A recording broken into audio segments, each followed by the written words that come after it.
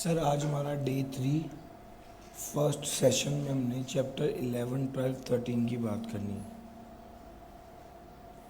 आपको बताता चलूँ जो जो वीडियोस मैंने कमिट की वो मैं यूट्यूब चैनल पर साथ साथ अपलोड करता गया।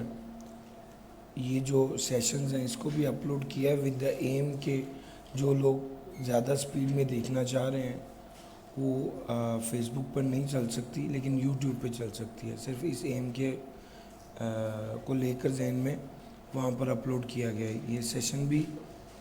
और जो वीडियोस मैंने कमिट की थी वो भी मैं यूट्यूब चैनल पर शेयर कर चुका हूँ। कैफ 2 बाय अली इमरान के नाम से चैनल है। एक बात ये, दूसरे नंबर पे हर सेशन प्लान किया गया है और उसमें से पेपर ज़रूर आएगा, यानी वो इस तरह से हमने ये सेशन पूरे रिवीजन प्लान की है कि जो भी सेशन जिसकी हम बात कर रहे होंगे उसमें से वो पेपर का एक की पार्ट होगा इंशाल्लाह। जैसे ये वाला सेशन है 11, 12, 13, तो चैप्टर नंबर 11 में लॉसेस हैं, टैक्स क्रेडिट्स हैं, एग्जाम्पशंस हैं। मुमकिन ही नहीं है कि टैक्स का पेपर बने और इस एरिया को टेस्ट ना किया जाए। चैप्टर 12 में एओपी है, चैप्टर 13 में फॉरेन सोर्स इनकम है। हम सबसे पहले चैप्टर 11 करेंगे, फिर उसके बाद उसको चैप्टर 13 के साथ कनेक्ट कर देंगे और फिर उसके बाद हम एओपी करेंगे। एओपी को थ्योरेटिकली समझना, कॉन्सेप्चुअली समझना इंशाल्लाह इस सेशन में है, और एओपी के न्यूमेरिकल को कैसे डील करना है इंशाल्लाह वो नेक्स्ट सेशन में होगा। एक बात आपको और बताता चलूँ, आज हमारा 3rd डे है, कल 13th और परसों 14th, ये 2 दिन ऑफ रखे गए हैं और इसके बाद न्यूमेरिकल करेंगे इंशाल्लाह हम 15th को। बच्चों ये प्लान किया गया है, 3 दिन आप लोगों को पढ़ा दिया है, इसके बाद हम ये एक्सपेक्ट कर रहे हैं कि आप अपना ये एरिया कवर कर लें। एक सेशन में ठीक ठाक वॉल्यूम हम कवर कर रहे होते हैं।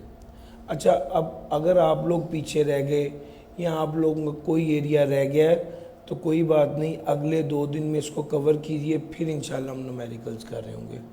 आपके पास एक अच्छा टाइम होगा, दरमियान में कहीं पर भी कोई बात पूछना चाहें फेसबुक पर कमेंट कर सकते हैं आप, और व्हाट्सएप कर सकते हैं। कोई सवाल जब आप पूछना चाहें इंशाल्लाह मैं रिस्पॉन्ड कर दूंगा।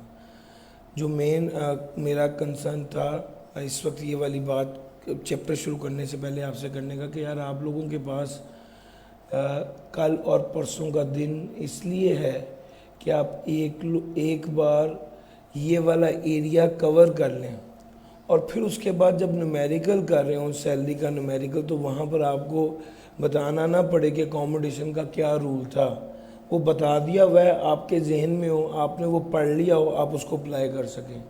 एओपी का क्या रूल था, बिज़नेस के क्या रूल थे। तो प्लीज़ इस चीज़ को जहन में रखिए। ये जो 2 दिन का ऑफ है ये रिलैक्स करने के लिए नहीं है, ये आप लोगों को टाइम दिया गया है कि आप वो वाले कॉन्सेप्ट ग्रैब करके अपने जहन में ले आएँ ताकि जब हम न्यूमेरिकल करें तो आप उसको बहुत अच्छे से अप्लाई कर सकें।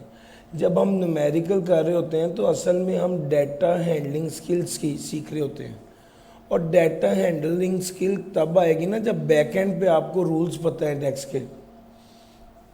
ये चीज़ अपने जहन में रखिएगा। चैप्टर नंबर 11 शुरू करने लगा।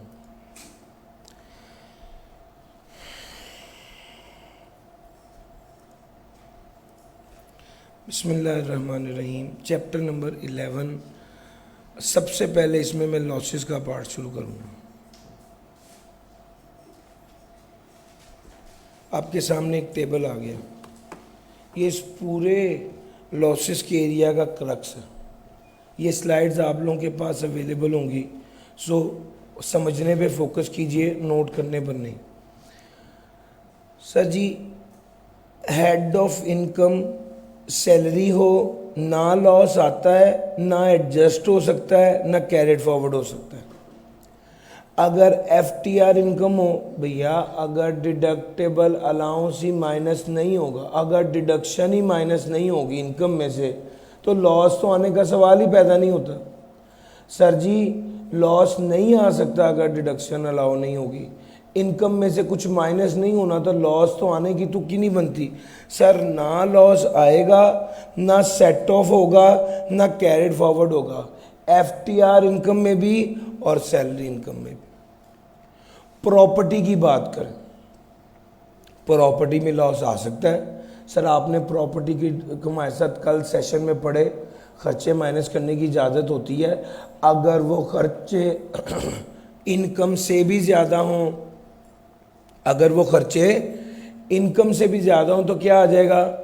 लॉस आ जाएगा। सर ये लॉस जो आएगा ये क्या एडजस्ट हो सकता है? जी, किसी भी हेड ऑफ इनकम के साथ एडजस्ट हो सकता है सिवाय सैलरी और एफटीआर। सैलरी और एफटीआर ऐसी इनकम है जिसमें ना लॉस आता है और ना ये किसी दूसरे हेड का लॉस एडजस्ट करते हैं, ये याद रखिएगा।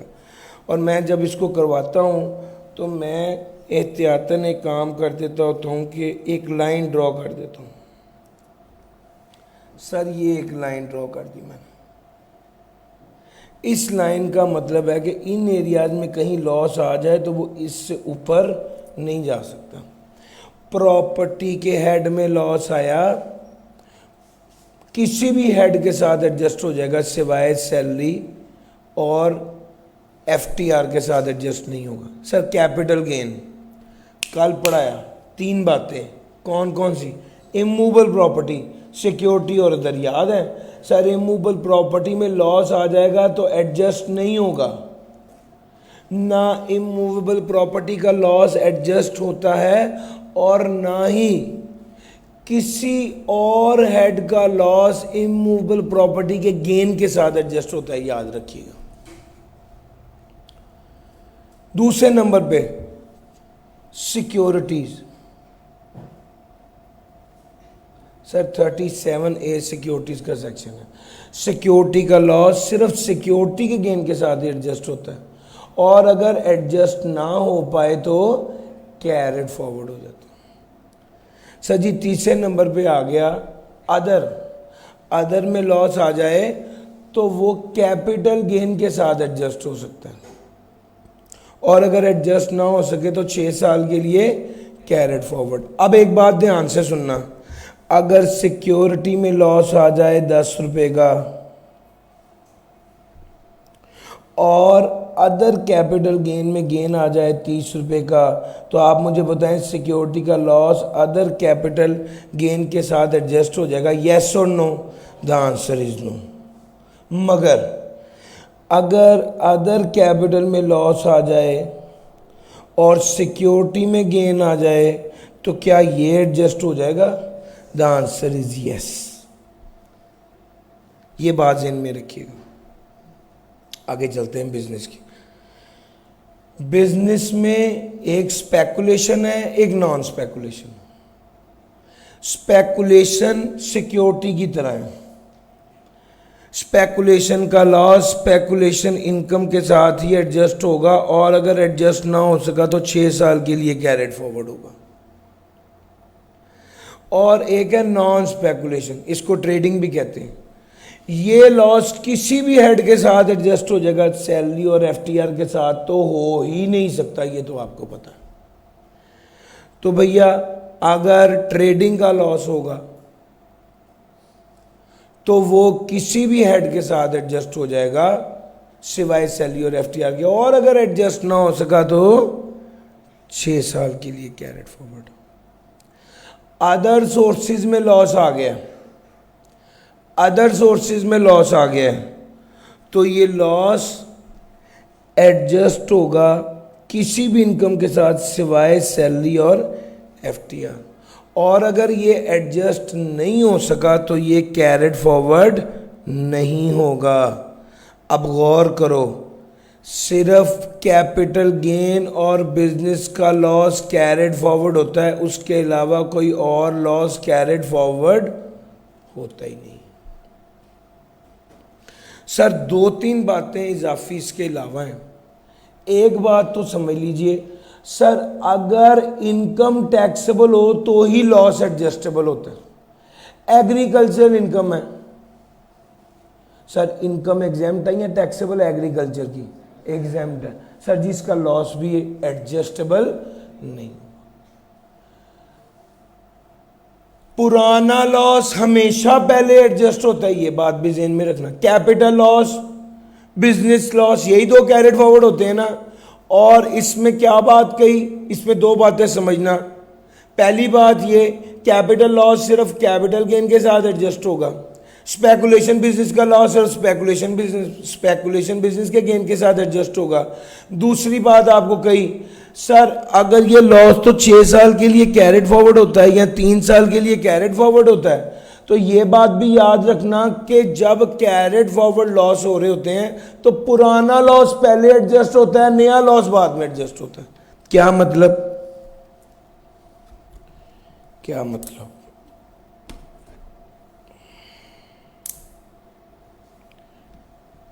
बिस्मिल्लाहिर्रहमानिर्रहीम।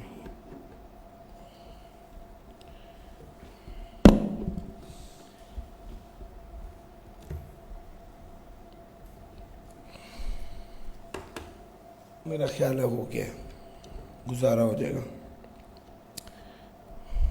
अच्छा सर जी देखिएगा, मैंने आखिरी बात पता क्या की थी कि पुराना लॉस पहले एडजस्ट होता है, नया लॉस बाद में, यही बात की थी सर, वही समझाने लगा था। सर 2018 में लॉस आया 100 रुपये का, 2019 में लॉस आया 150 का, 2020 में गेन आ गया 300 का। 300 नहीं कहते, मैं 200 कह देता हूँ। मुझे आप ये बताइए पहले कौन सा लॉस एडजस्ट होगा? पहले 2018 का लॉस एडजस्ट होगा। ठीक हो गया? तो भैया स्पेकुलेशन बिजनेस में लॉस आए तो ये एडजस्टमेंट है, ये सारी बातें उसने लिखी हुई हैं। कैपिटल गेन का लॉस आए तो ये बातें लिखी हुई हैं। कैपिटल गेन में सिक्योरिटी का लॉस सिक्योरिटी के गेन के साथ एडजस्ट होना है, अगर एडजस्ट ना हो सके तो 3 साल के लिए। अदर कैपिटल एसेट में कोई लॉस आ जाए तो वो कैपिटल गेन के साथ एडजस्ट होना है सिर्फ, और अगर एडजस्ट ना हो सके तो 6 साल के लिए कैरेट फॉरवर्ड। जब कैरेट फॉरवर्ड होना है तो पुराना लॉस पहले एडजस्ट होना है। एक बात और देखिएगा, कैरेट फॉरवर्ड लॉस सिर्फ अपने ही हेड के साथ एडजस्ट होता है भैया। कैरेट फॉरवर्ड लॉस सिर्फ अपने ही हेड के साथ एडजस्ट होता है। इसका मतलब यह है कि अगर लॉस कैरी हो गया, ये लॉस था इनकम फ्रॉम बिजनेस का 2018 में, कैरी हो गया, ये भी इनकम फ्रॉम बिजनेस का लॉस था। ये इनकम फ्रॉम अदर सोर्स का गेन आया 200 का। सर क्या ये लॉस इस गेन के साथ एडजस्ट हो सकता है? The answer is no. Income from business का carried forward loss income from business के साथ ही एडजस्ट होगा, कैरेट फॉरवर्ड वाला। अगर 2020 में 200 इनकम फ्रॉम अदर सोर्स है और 2020 में ही इनकम फ्रॉम बिजनेस का लॉस आ गया, 2020 में ही इनकम फ्रॉम बिजनेस का लॉस आ गया, कितना? लेट्स से 150 का। क्या ये आपस में एडजस्ट होगा? यस। उसी साल बिजनेस का लॉस आया, उसी साल अदर सोर्स की इनकम थी, आपस में एडजस्ट हो जाएगा। लेकिन यही बिजनेस का लॉस पिछले साल का होता और अदर सोर्स की इनकम इस साल की होती तो एडजस्ट। कैरेट फॉरवर्ड जो लॉस होता है, जिसको आप पिछले साल से कैरी करके लाते हैं, वो सिर्फ अपने ही हेड के साथ एडजस्ट होता है। सर जी यस और नो? सर ये छोटे छोटे कॉन्सेप्ट्स थे जो मैं आपको इसके साथ साथ बताता जा रहा हूं सर। अच्छा जी, 2 बातें अभी मज़ीद रहती हैं जो आपके साथ डिस्कस करनी है। लॉसेस वाली मेजर बातें हो गई।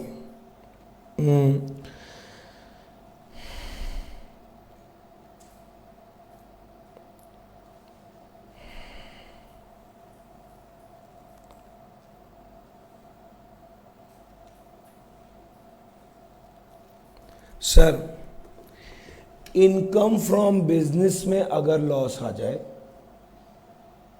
ट्रेडिंग बिजनेस की बात करूं, इनकम फ्रॉम बिजनेस में अगर लॉस आ जाए तो उसको कैटेगराइज कर देते। मिसाल के तौर पे यहां पर देखिएगा, आपको लॉस आ गया इनकम फ्रॉम बिजनेस में, लॉस आ गया, आपकी किताब का सवाल है 900 मिलियन का। इस लॉस में से जो loss relating to depreciation, amortisation, initial allowance है, तो ये वाला लॉस अलहदा कर लेंगे, दूसरा लॉस अलहदा कर लेंगे। इसको कहते हैं अनएब्जॉर्ब्ड डेप्रिसिएशन, अमोर्टाइजेशन, और तीसरे नंबर पे क्या है, इनिशियल अलाउंस। डेप्रिसिएशन, अमोर्टाइजेशन और इनिशियल अलाउंस से रिलेटेड लॉस को अलहदा कर लो, बकाया बिजनेस के लॉस को अलहदा कर लो। ये वाला जो लॉस है जो इन तीन चीजों की वजह से था, ये कैरेड फॉरवर्ड हो जाएगा अनटिल सेट ऑफ, यानी अनलिमिटेड टाइम के लिए। अभी आप कह रहे हैं, अभी आप ये सवाल पूछ सकते हैं, सर अभी तो आपने कहा है बिजनेस का लॉस 6 साल के लिए कैरेड फॉरवर्ड होगा। सर इस लॉस को कहते हैं loss due to unabsorbed depreciation, amortisation या इनिशियल अलाउंस। ये कैरेड फॉरवर्ड होता है अनटिल सेट ऑफ, और ये जो डेप्रिसिएशन के अलावा वाला लॉस रह गया है इसको बिजनेस लॉस कहते हैं असल में। और ये कितने साल के लिए कैरेड फॉरवर्ड होता है, 6 साल के लिए। अगली बात बड़ी ध्यान से सुनना, ये जितनी एग्जांपल्स हैं सबका क्रक्स बता रहा हूं। सर जी जब भी लॉस आए सबसे पहले उस लॉस को एडजस्ट करो जिसने कैरेड फॉरवर्ड नहीं होना। मिसाल के तौर पे इनकम फ्रॉम अदर सोर्स का लॉस कैरेड फॉरवर्ड नहीं होता, पहले उसको एडजस्ट करो। प्रॉपर्टी का लॉस कैरेड फॉरवर्ड नहीं होता, पहले उसको एडजस्ट करो। जब वो एडजस्ट हो जाए तो फिर उसके बाद आप बिजनेस का लॉस एडजस्ट करें। बिजनेस का लॉस एडजस्ट करेंगे तो उसमें याद रखना, बिजनेस के लॉस में पहले ये वाला लॉस एडजस्ट करें, अनएब्जॉर्ब डेप्रिसिएशन वाला बाद में करना। क्यों सर, अनएब्जॉर्ब डेप्रिसिएशन वाला अनलिमिटेड टाइम के लिए। सर सीधी बात है, चीज एक्सपायर हो रही है तो आप पहले कौन सी चीज जिसने कल एक्सपायर हो जाना है पहले उसको इस्तेमाल कर लें, जिसने 6 दिनों बाद एक्सपायर हो जाना है फिर उसको इस्तेमाल कर लें, और जिसकी एक्सपायरी अनलिमिटेड है उसको एंड पे इस्तेमाल कर लीजिएगा। यस और नो? सर ये पॉइंट है, इस पॉइंट को आपने ध्यान से समझना। सर ये डिस्कशन थी हमारी लॉसेस के हवाले से। मैंने आपको इसके सारे पॉइंट्स और इसको किस तरह से डील करना है वो बता दिया।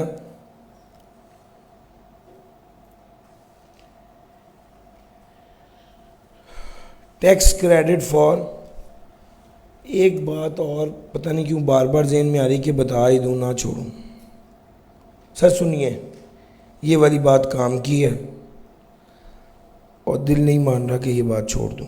सर अगर loss due to unabsorb depreciation, amortisation या इनिशियल अलाउंस की वजह से लॉस आया हुआ है और आपकी टैक्सेबल इनकम 10 मिलियन से कम है तो ये लॉस एडजस्ट हो जाएगा पूरे का पूरा।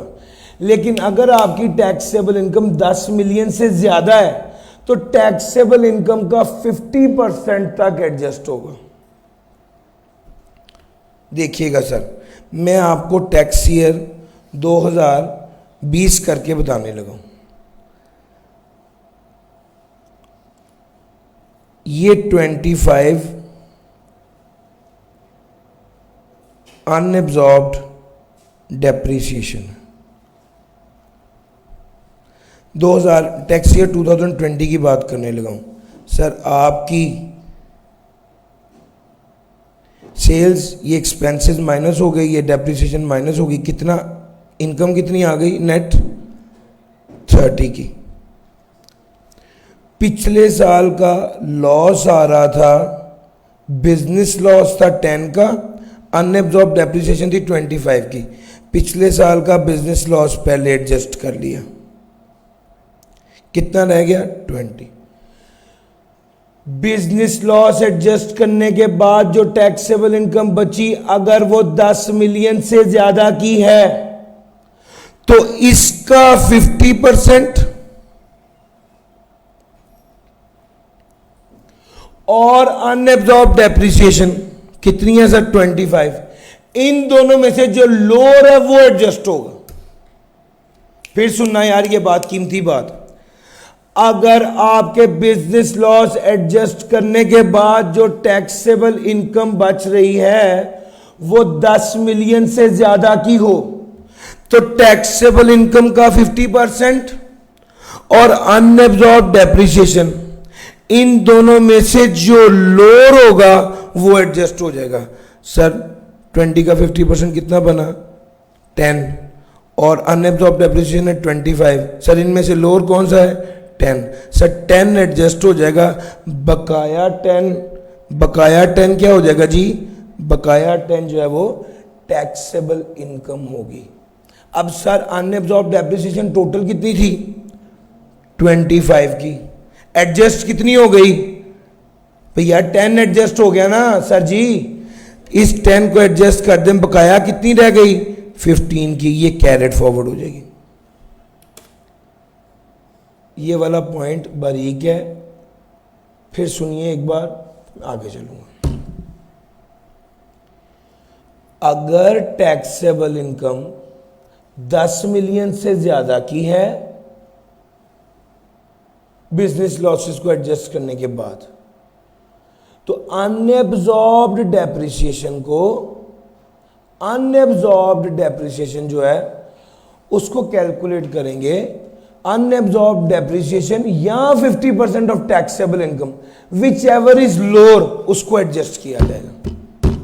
सर जी इधर देख लेते ना, वो लोग आके बैठ गए हैं सर, 50% बच्चे उनको देख रहे हैं। मैं ये बात तीसरी बार बता रहा हूँ रिवीजन सेशन में, जो कि मुझे लगता है कि ये इंपॉर्टेंट है। अगर आपकी टैक्सेबल इनकम 10 मिलियन से ज्यादा है तो अनएब्जॉर्ब डेप्रिसिएशन या 50% of taxable income which ever is lower वो एडजस्ट हो जाएगी। बकाया जो इनकम बच जाएगी वो टैक्सेबल इनकम हो जाएगी और इस पे टैक्स लगेगा। और जो डेप्रिसिएशन बकाया अनएडजस्टेड रह गई है ये कैरेट फॉरवर्ड हो जाएगी। सर जी ये बात थी, लेकिन ये वाला रूल सिर्फ तब अप्लाई होता है जब आपकी टैक्सेबल इनकम 10 मिलियन से ज्यादा की हो। अगर आपकी टैक्सेबल इनकम 8 मिलियन होती तो पता क्या होना था? ये पूरे का पूरा एडजस्ट हो जाना था। ये 25 था ना सर, ये 8 पूरा एडजस्ट हो जाना था, आपकी टैक्सेबल इनकम नील आ जाती और ये 25 में से 8 लेस हो जाता, बकाया कितना रह जाता? 17 रहे। और यार मेरी बात पिक की है? और यस और नो? अगर 10 मिलियन से ज्यादा की थी तो उसका 50% टैक्सेबल इनकम का और डेप्रिसिएशन इनमें से जो लोअर होगा वो एडजस्ट होगा। और अगर 10 मिलियन से कम का था तो जितना 10 मिलियन से कम थी टैक्सेबल इनकम सारे का सारा अनएब्जॉर्ब डेप्रिसिएशन के साथ एडजस्ट हो जाएगा। सर जी बात समझ में आ रही है? सर ये एक पॉइंट था, ऑल्दो टेस्ट नहीं हुआ कभी, लेकिन मेरे जहन में बार बार आता था कि ये मैं बता दूं। इसमें सबसे ट्रिकी पॉइंट लॉसेस वाले एरिया में ये है सर। ले सर आपके साथ लॉसेस का एरिया सारा डिस्कस हो गया, क्रेडिट्स की बात कर लेंगे। सर डिडक्शन वो है जो इनकम को कम करे, डिडक्शन वो है जो इनकम को कम करे,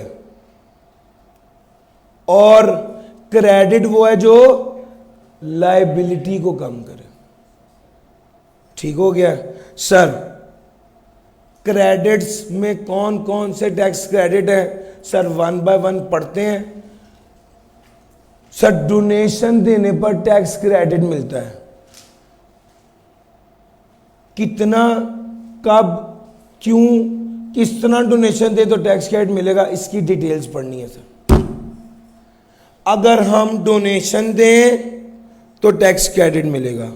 किसको डोनेशन दें? बोर्ड ऑफ एजुकेशन या यूनिवर्सिटी को, या एजुकेशनल इंस्टीट्यूशन या हॉस्पिटल या रिलीफ फंड को, या नॉन प्रॉफिट ऑर्गेनाइजेशन को, या थर्ड स्केड्यूल में जिन इदारों के नाम लिखे उनको। इन सारे इदारों को डोनेशन दें तो हमें टैक्स क्रेडिट मिलेगा। कितना? A/B into C। Now what is A? Tax liability. What is B? Taxable income. What is C? वो अमाउंट जिस पर टैक्स क्रेडिट मिलना है. What is C? Amount on which the tax credit is calculated या tax credit is allowed. Sir C क्या होगा? वो amount जिस पर टैक्स क्रेडिट मिलना है, और वो किसके बराबर होगा? सी इज लोअर ऑफ एक्चुअल. अगर इंडिविजुअल और एओपी है तो 30% ऑफ टैक्सेबल इनकम, और दूसरा क्या है? अगर कंपनी है तो 20% ऑफ टैक्सेबल इनकम. अगर ये एसोसिएट हैं तो रेट आधे हो जाएंगे. अगर आप अपने एसोसिएट को डोनेशन दे रहे हैं तो 30 का 15 रह जाएगा और 20 का 10 रह जाएगा. सर डोनेशन किस तरह देनी है? कैश में दे सकते हैं? The answer is no. Donation किस तरह देनी है? Only through cross cheque. Sir अगर आपने पैसे नहीं दिए, कोई चीज डोनेट की है तो उसकी फेयर मार्केट वैल्यू लेंगे. जब खरीदी थी तब की फेयर मार्केट वैल्यू नहीं भैया, जब डोनेट की थी तब की फेयर मार्केट वैल्यू. जब आपने खरीदी थी तो गाड़ी की कीमत 26 लाख थी, जब डोनेट की तो गाड़ी की कीमत 35 लाख थी. सर 35 लाख लेंगे. सर जी बात समझ में आ रही है? तो ये टैक्स क्रेडिट था डोनेशन पर. इन इदारों को देंगे, डोनेशन देंगे, इन इदारों को देंगे तो आपको टैक्स क्रेडिट मिलेगा. ए ओवर बी इंटू सी. सर आपको बताऊं, जिस रेट पर लाइबिलिटी कैलकुलेट होती है, जिस रेट पर लाइबिलिटी कैलकुलेट होती है उस रेट पर टैक्स क्रेडिट मिलता है. तो ए ओवर बी क्या है ना? A is tax liability, B is taxable income, multiply by C वो अमाउंट जिस पर टैक्स क्रेडिट मिलना है, और वो डोनेशन के केस में एक्चुअल और 30% ऑफ टैक्सेबल इनकम होती है. अगर मिसाल के तौर पे और कोई टैक्स क्रेडिट नहीं है और यही टैक्स क्रेडिट है तो इसका सिंपल क्या है? जिस रेट पर लाइबिलिटी कैलकुलेट होती है उसी रेट पर डोनेशन मिलती है. सर जी आगे चलते हैं. Tax credit for investment in shares and insurance. अगला पॉइंट, अगर आपने इन्वेस्ट किया है शेयर्स में तो भी टैक्स क्रेडिट मिलेगा. यस. अब इसको डिटेल में देखते. सर शेयर्स कौन से?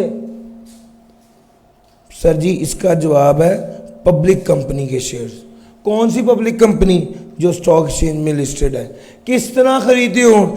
एज ओरिजिनल अलॉटी खरीदे हो या प्राइवेटाइजेशन कमीशन ऑफ पाकिस्तान से खरीदे हो तो आपको टैक्स क्रेडिट मिलेगा. सर बंदे का कंपनी को भी मिलेगा? नहीं, सिर्फ resident person other than company. Resident person को मिलेगा जो कंपनी ना हो.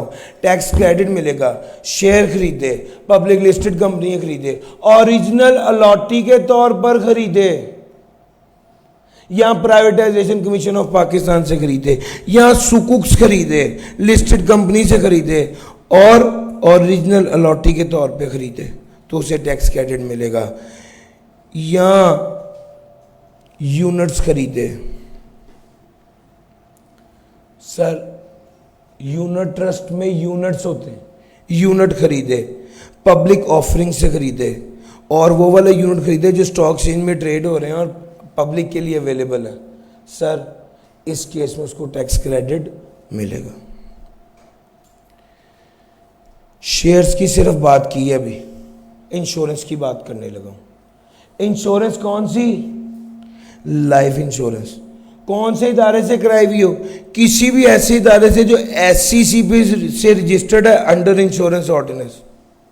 किस बंदे को इंश्योरेंस, लाइफ इंश्योरेंस लेने पर टैक्स क्रेडिट मिलेगा?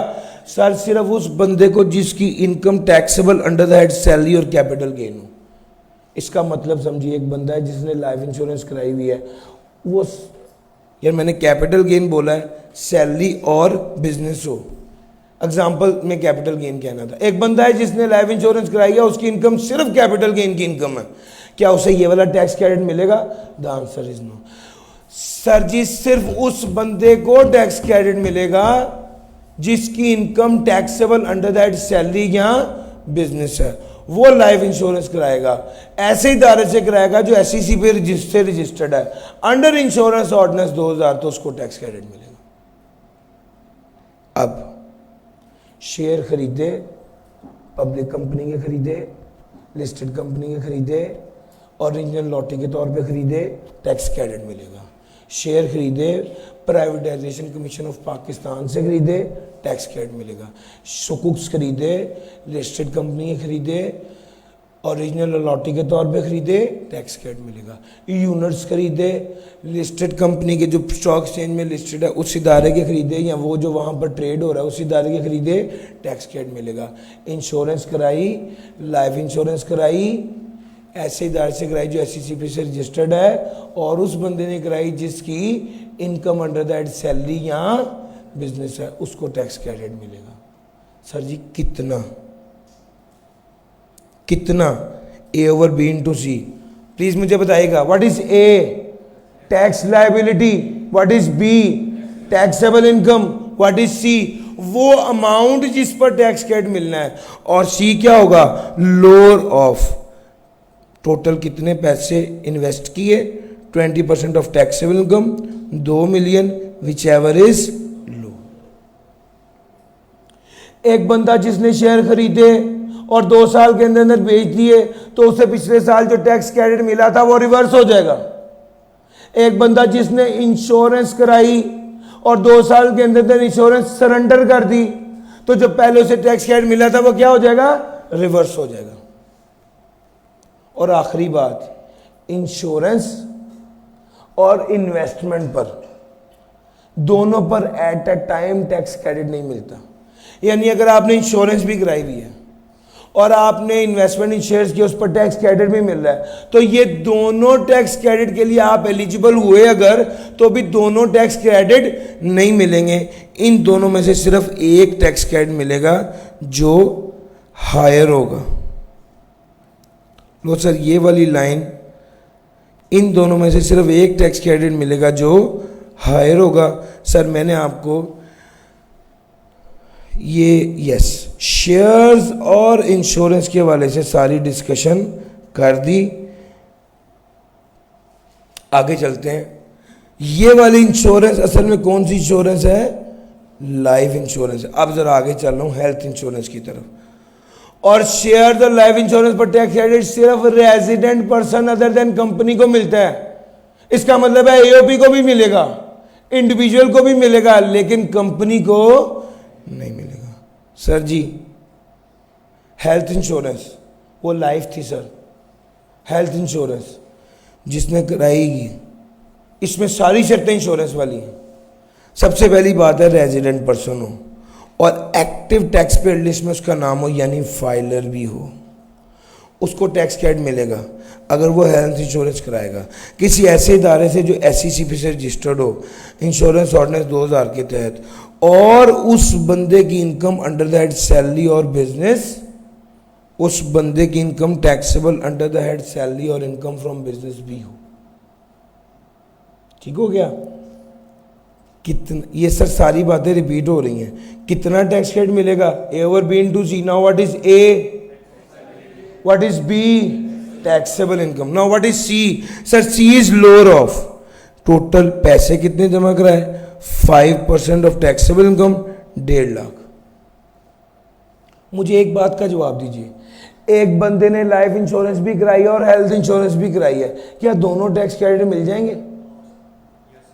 The answer is yes.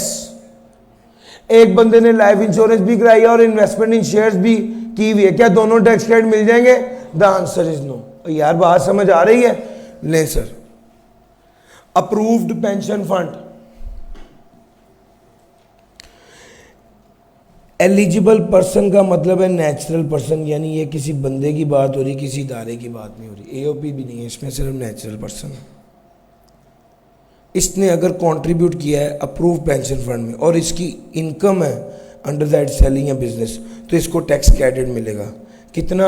A over B into C। Now what is A? Tax liability. What is B? Taxable income. Now what is C? Lower of actual और 20% of the taxable income. Sir वो कहता है अगर 40 साल से ऊपर की उम्र हो गई है आपकी, तो हर 1 साल बढ़ने पर ये परसेंटेज में 2% इजाफा हो जाएगा। यानी अगर किसी बंदे की उम्र 45 इयर्स है तो उसे कितने परसेंट यहां पर वो अमाउंट जिस पर टैक्स क्रेडिट मिला उसकी लिमिट बदल के क्या हो जाएगी, शाबाश। इस पर 1 साल का 2% है तो 5 साल का कितना हो गया, 10%। तो 20 और 10 30% हो जाएगा। लेकिन ये वाला 20% बढ़ तो सकता है लेकिन 50% से ज्यादा नहीं हो सकता। और इसमें तीसरी बात एक और है, ये सी लोअर ऑफ टोटल कंट्रीब्यूशन है 20% और मैक्सिमम अप टू 50%। और तीसरी बात है 30% of taxable income of last year. इसकी तीसरी लिमिट ये है 30% of taxable income of the last year. Sir पिछले साल की टैक्सेबल इनकम के 30% से ज्यादा नहीं हो सकता। इस साल की टैक्सेबल इनकम का 20% और 40 साल से उम्र बढ़ेगी तो 50% तक हो सकता है। और पिछले साल की टैक्सेबल इनकम का 30% या टोटल कंट्रीब्यूशन जो आपने किया है विच एवर इज लोअर, इस अमाउंट पर आपको टैक्स क्रेडिट मिलेगा। ये बात भी अगर आपको समझ आ गई तो आखिरी बात उसने ये लिखी है, अक्सर स्टूडेंट्स को इस बात में कंफ्यूजन होती है, आप एक शहर से दूसरे शहर या एक इलाके से दूसरे इलाके चले गए और आपने अपना फंड भी एक इलाके से दूसरे इलाके में ट्रांसफर कर लिया।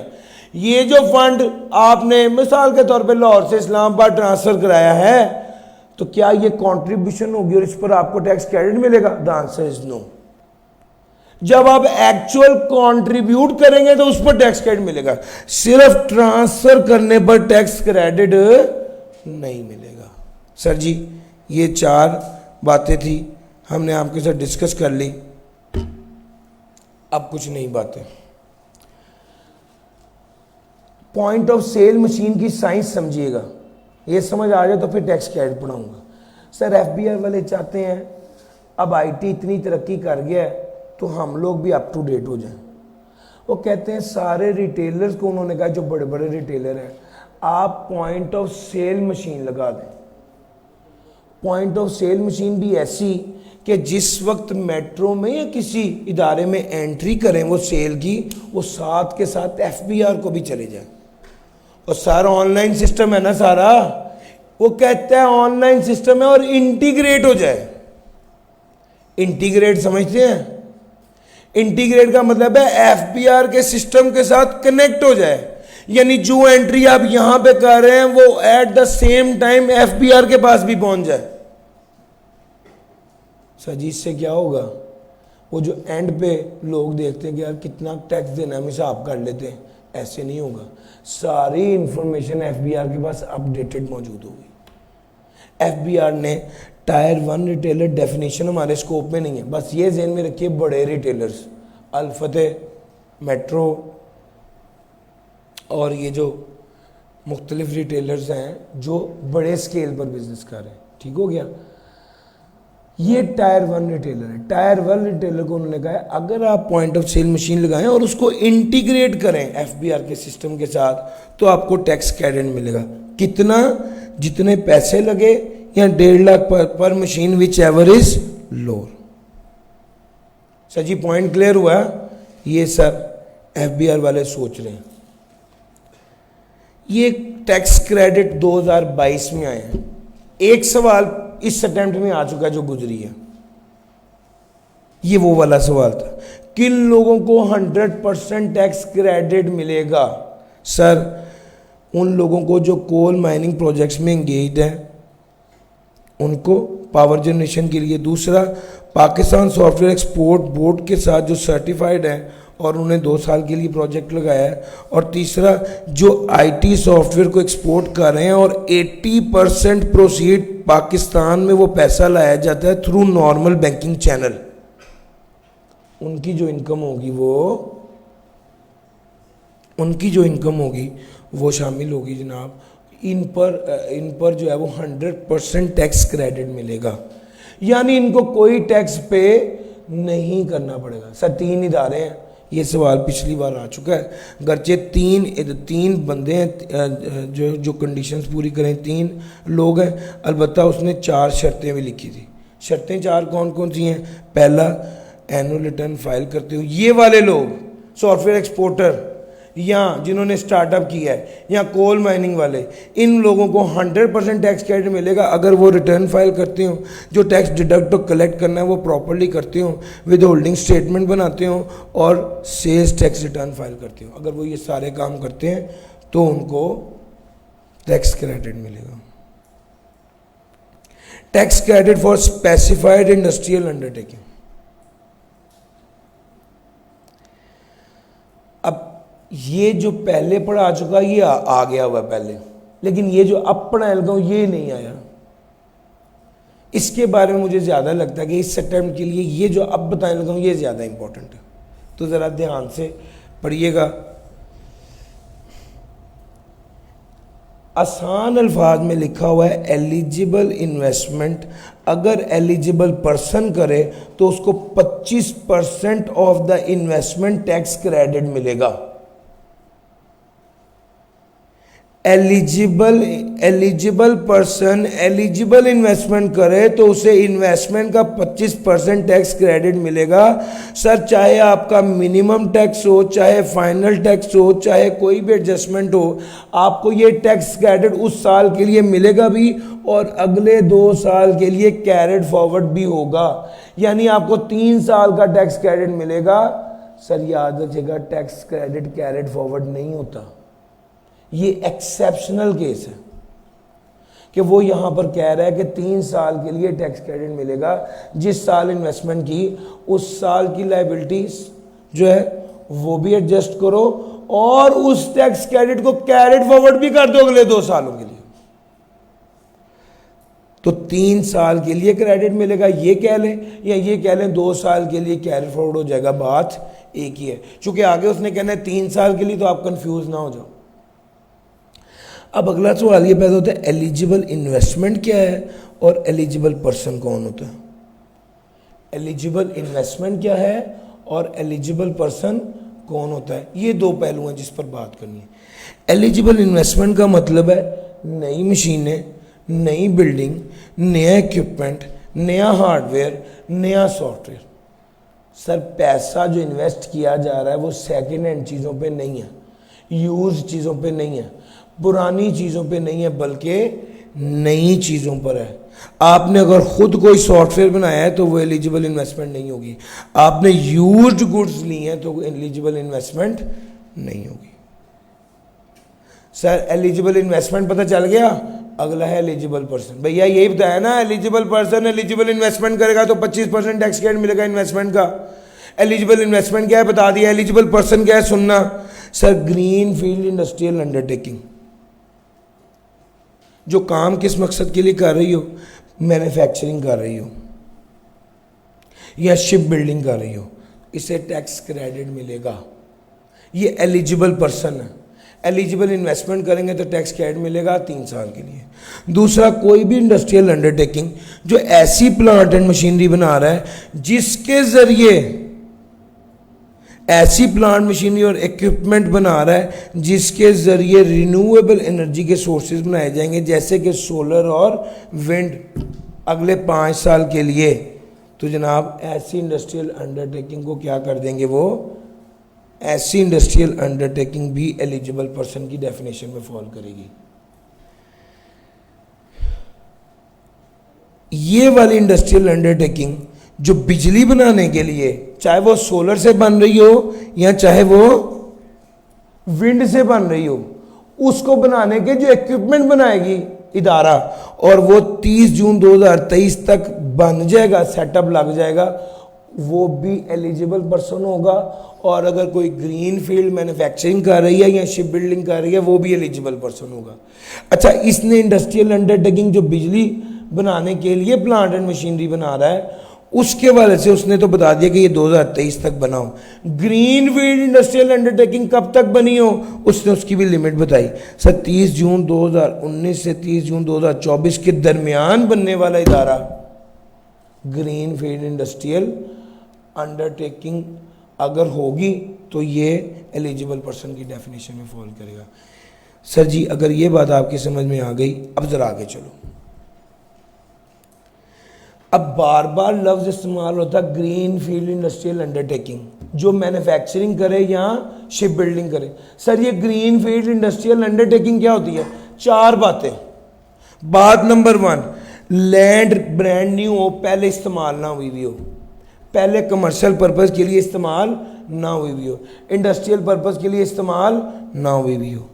सर बिल्डिंग ब्रांड न्यू, पहले इस्तेमाल ना हुई भी हो, डिमोलिश करके नई नहीं बना रहे सर, फ्रॉम द स्क्रैच बना रहे हैं।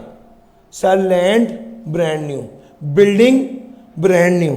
सर तीसरे नंबर पे कंपनी ब्रांड न्यू, पुरानी कंपनी का नाम बदल के अब्दुर्रहमान एंड कंपनी को AR एंड कंपनी करके आपने जनाब चला दिया, वो नहीं होगा sir. 0 metre company, brand new land, brand new building, brand new company और चौथा ब्रांड न्यू टेक्नोलॉजी। सर अगर ये चारों चीजें पूरी होंगी तो वो ग्रीन फील्ड बनेगी, और ये प्रूफ किससे होगी? कमिश्नर से। अब मेरी बात गौर से सुनना, नई जगह पर नई बिल्डिंग, नई कंपनी और नई टेक्नोलॉजी जो कि कमिश्नर ने अप्रूव की हुई हो, अगर ये वाला इदारा शिप बिल्डिंग कर रहा होगा या मैन्युफैक्चरिंग कर रहा होगा तो इसको एलिजिबल पर्सन कहा जाएगा। सर जी मेरी बात समझ आई है? और इस पर आपको टैक्स क्रेडिट मिलेगा कितना? एलिजिबल इन्वेस्टमेंट करने पर 25% ऑफ एलिजिबल इन्वेस्टमेंट, और ये वाला टैक्स क्रेडिट आपको उस साल के लिए मिलेगा भी, और ये अगले 2 साल के लिए कैरेट फॉरवर्ड भी होगा। सर ये मैं बड़ी दिक्कत से और डिटेल में पढ़ा रहा हूँ, क्योंकि मुझे वाइब आ रही है कि यार इसमें से सवाल आना चाहिए इस बार।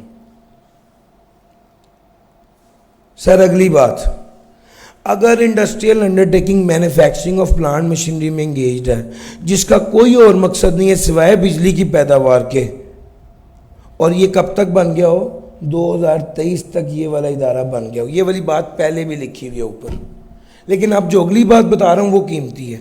आम तौर पे टैक्स क्रेडिट मिलता है 3 साल के लिए, 2 साल के लिए कैरेट फॉरवर्ड होता है और 3 साल के लिए मिलता है, यही बताया ना। लेकिन वो इदारा, वो इंडस्ट्रियल अंडरटेकिंग जो कोई बिजली बनाने के लिए प्लांट एंड मशीनरी बना रही है, उसको टैक्स क्रेडिट जो मिलेगा वो 5 साल के लिए मिलेगा। यानी जिस साल उसने इन्वेस्टमेंट की वो, और अगले 4, यानी यहां पर कैरेट फॉरवर्ड होना है 2 इयर्स, और 5 साल का मतलब है कैरेट फॉरवर्ड कितने साल के लिए है? 4 इयर्स। और यार मेरी बात पिक कर गए हो? सर ये इंपॉर्टेंट बातें थी सारी, कर गया sir. Green field important area है, वो आपको एलिजिबल इन्वेस्टमेंट की बात बताए, आपको पता होना चाहिए plant and machinery second hand use किया तो उसको शामिल। सर क्या पता वो आपको छोटा सा न्यूमेरिकल सा बना के दे दे, और वो आपको डाटा प्रोवाइड करे और कहे जी 10 मिलियन की नई मशीनें खरीदी हैं, 2 मिलियन की पुरानी मशीनें खरीदी हैं, तो सर जो पुरानी मशीनें हैं उसको उसका 25% नहीं लेना, जो 10 मिलियन की नई मशीन नहीं खरीदी है सिर्फ उसका 25% लेके उसका क्रेडिट निकालना है। ये वाला क्रेडिट इस साल की लायबिलिटी के साथ एडजस्ट भी होगा, और जो बाकी बच गया वो अगले 2 साल के लिए कैरेट फॉरवर्ड होगा। अगर उसने आपको बता दिया कि ये बिजली बनाने का प्रोजेक्ट था तो उसमें आपने लिखना है ये एडजस्ट भी होगा और अगले 4 साल के लिए कैरेट फॉरवर्ड भी होगा। सर जी मेरी बात समझ आ रही है? तो अगर थ्योरेटिकल आ जाए तो अल्लाह का शुक्र अदा करके छाप देना, और अगर इसमें से न्यूमेरिकल आ जाए या वो छोटा सा क्वेश्चन बना के पूछ ले तो यार आपको कॉन्सेप्चुअल अंडरस्टैंडिंग होनी चाहिए। मैंने इसको बड़ी डिटेल में डिस्कस कर दिया sir. Exemptions and tax concessions, इसमें एग्रीकल्चर की बात बाद में करता हूँ, बाकी छोटी छोटी बातें वो पहले कर लेता हूँ। Diplomatic and United nation exemption, sir जो बंदा यूएन में काम करता है इसकी सैलरी एग्जाम्प्ट होती है, और अगर रिटायर हो जाए पेंशन मिले तो वो भी एग्जाम्प्ट होती है। फॉरेन गवर्नमेंट ऑफिशियल, अब ये एग्जाम्पल समझ लो, वो समझ गए आपको ये कॉन्सेप्ट समझ आ जाएगा।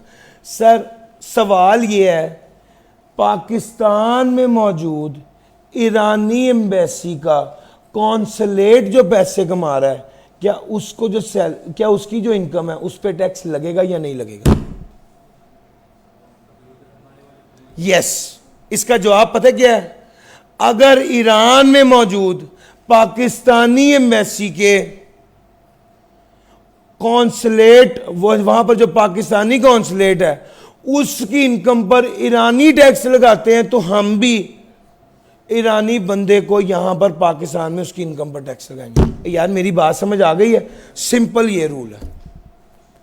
अगर वो हमारे बंदे पर टैक्स लगाएंगे तो हम उसके बंदे पर टैक्स लगाएंगे।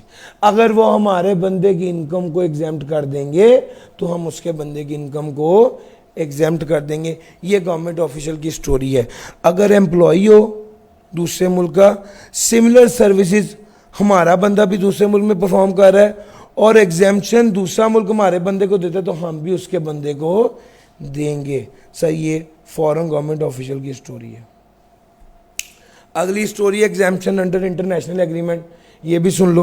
पहली बात हुई अगर टैक्स ट्रीटी या मुआहिदा हुआ है तो फिर तो आपकी जो भी इनकम होगी वो एग्जेम्प्ट होगी। दूसरे नंबर पे एक पॉइंट बड़ी ध्यान से सुनना, इसके साथ छोटा सा लिख लीजिए भाई, यूएस एड। और स्टोरी सुनेंगे, कॉन्सेप्ट जेन में बैठ गया तो आपको याद रहेगा।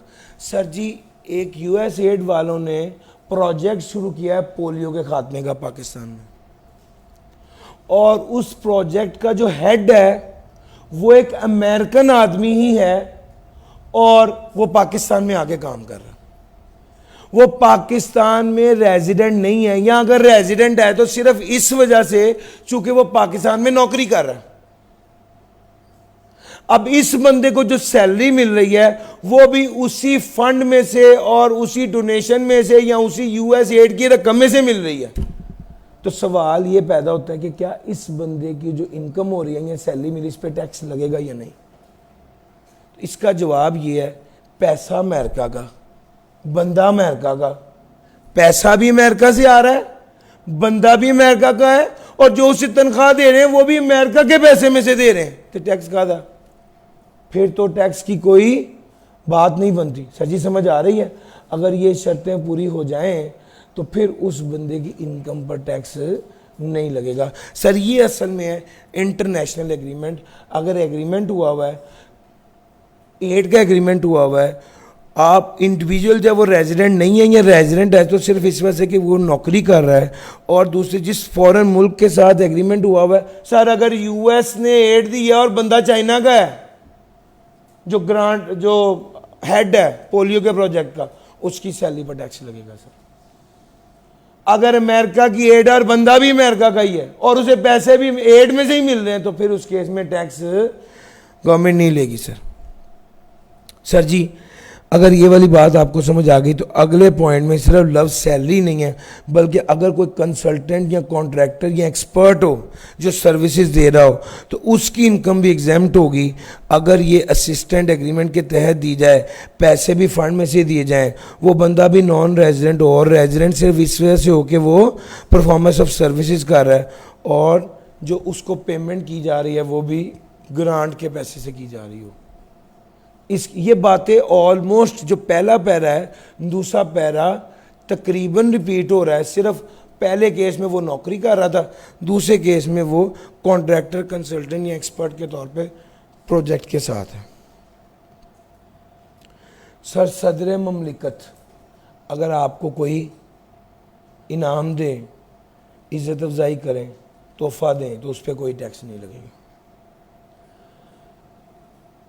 प्रेसिडेंट ऑनर, प्रेसिडेंट जो पैसे 5 लाख किसी को इनाम दे तो 5 लाख उसे पूरा मिलता है, वो एग्जाम्प्ट होता है, उस पर टैक्स नहीं मिलता, टैक्स नहीं लगता। Profit on debt, sir profit on debt मैंने 3-4 जगहों पे पढ़ा है। प्रॉफिट ऑन डेट अगर पे कर रहे हो तो एक्सपेंस है और अलाउड है, डिडक्शन है। अगर वसूल कर रहे हो तो इनकम है, वसूल करने वाला कंपनी है तो एनटीआर है, वसूल करने वाला इंडिविजुअल और एओपी है तो सेपरेट ब्लॉक आइटम है। अगर 5 मिलियन तक प्रॉफिट ऑन डेट वसूल किया तो सेपरेट ब्लॉक आइटम और 15% रेट लगेगा, और अगर 5 मिलियन से ऊपर प्रॉफिट ऑन डेट वसूल किया तो एनटीआर होगा और स्लैब रेट लगेगा। ये सारी बातें तो आपको पता है ना। सर नई बात ये सुन लें, ठीक हो गया। सर अगली नई बात यह कि एक केस ऐसा है जिसमें प्रॉफिट ऑन डेट एग्जेम्प्ट होता, वो कब? सर बाहर के किसी बंदे से लोन लिया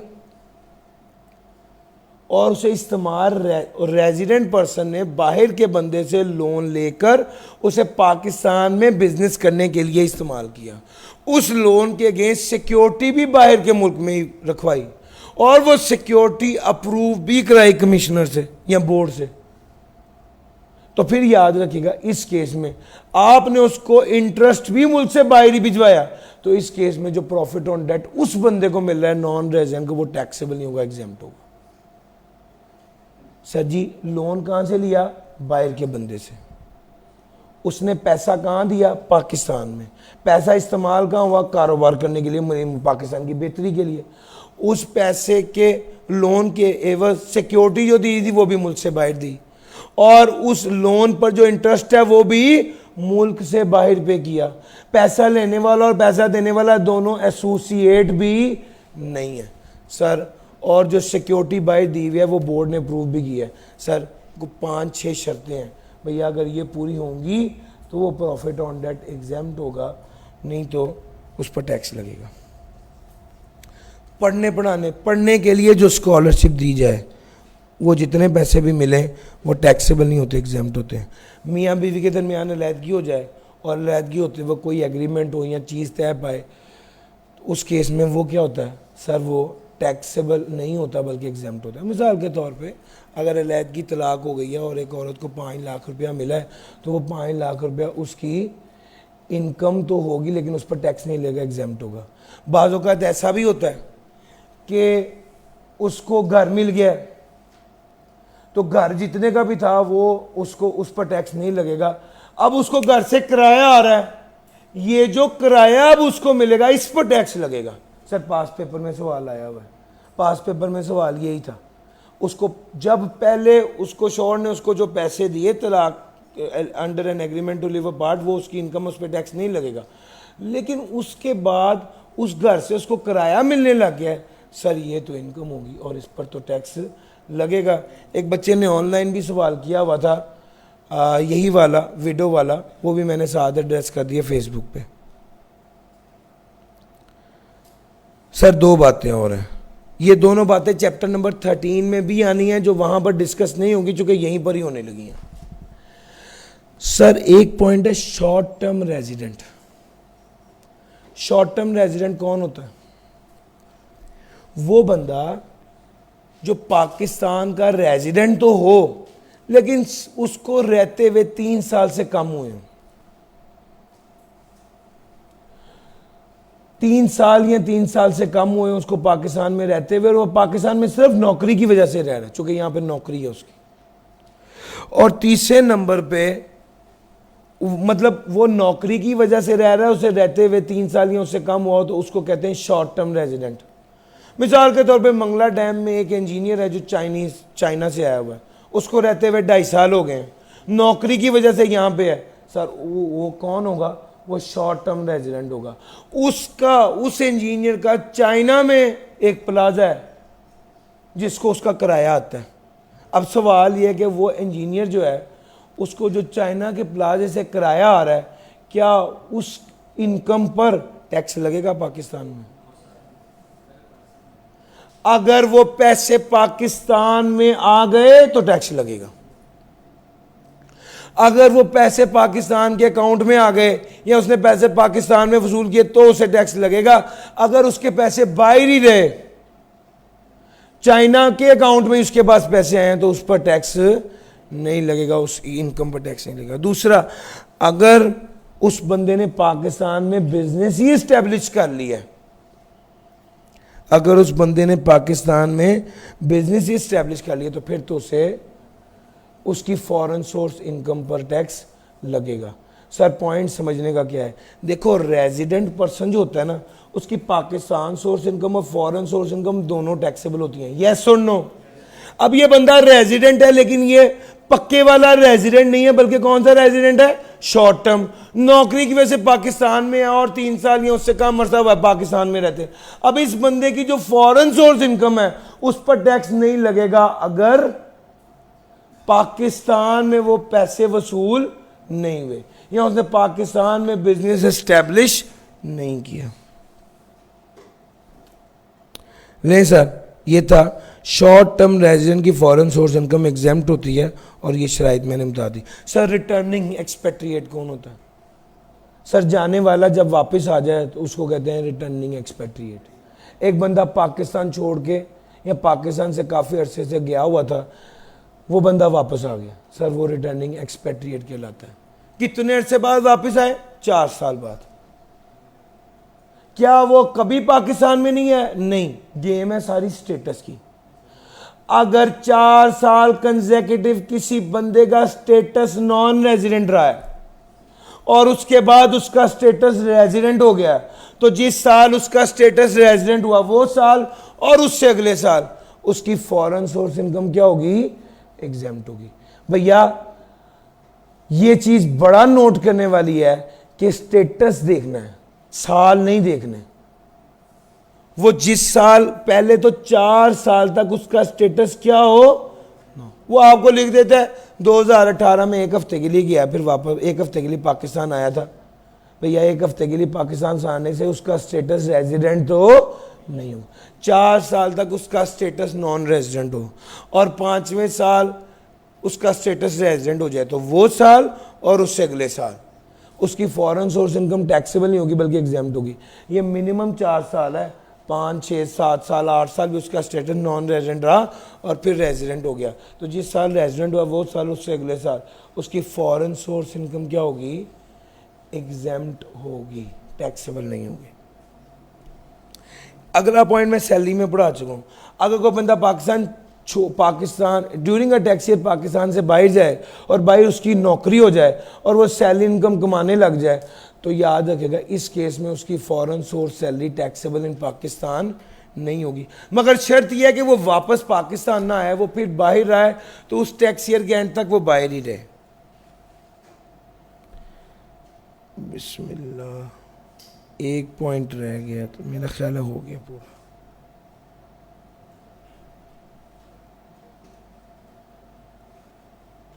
सर मैंने रिटर्निंग एक्सपेट्रिएट की बात भी आपको बता दी। यस, चैप्टर नंबर 11 की आखिरी बात जो रह गई है वो मैंने आपको कहा था मैं कराता हूँ अभी, वो कहीं मैं भूल ना जाऊँ। ये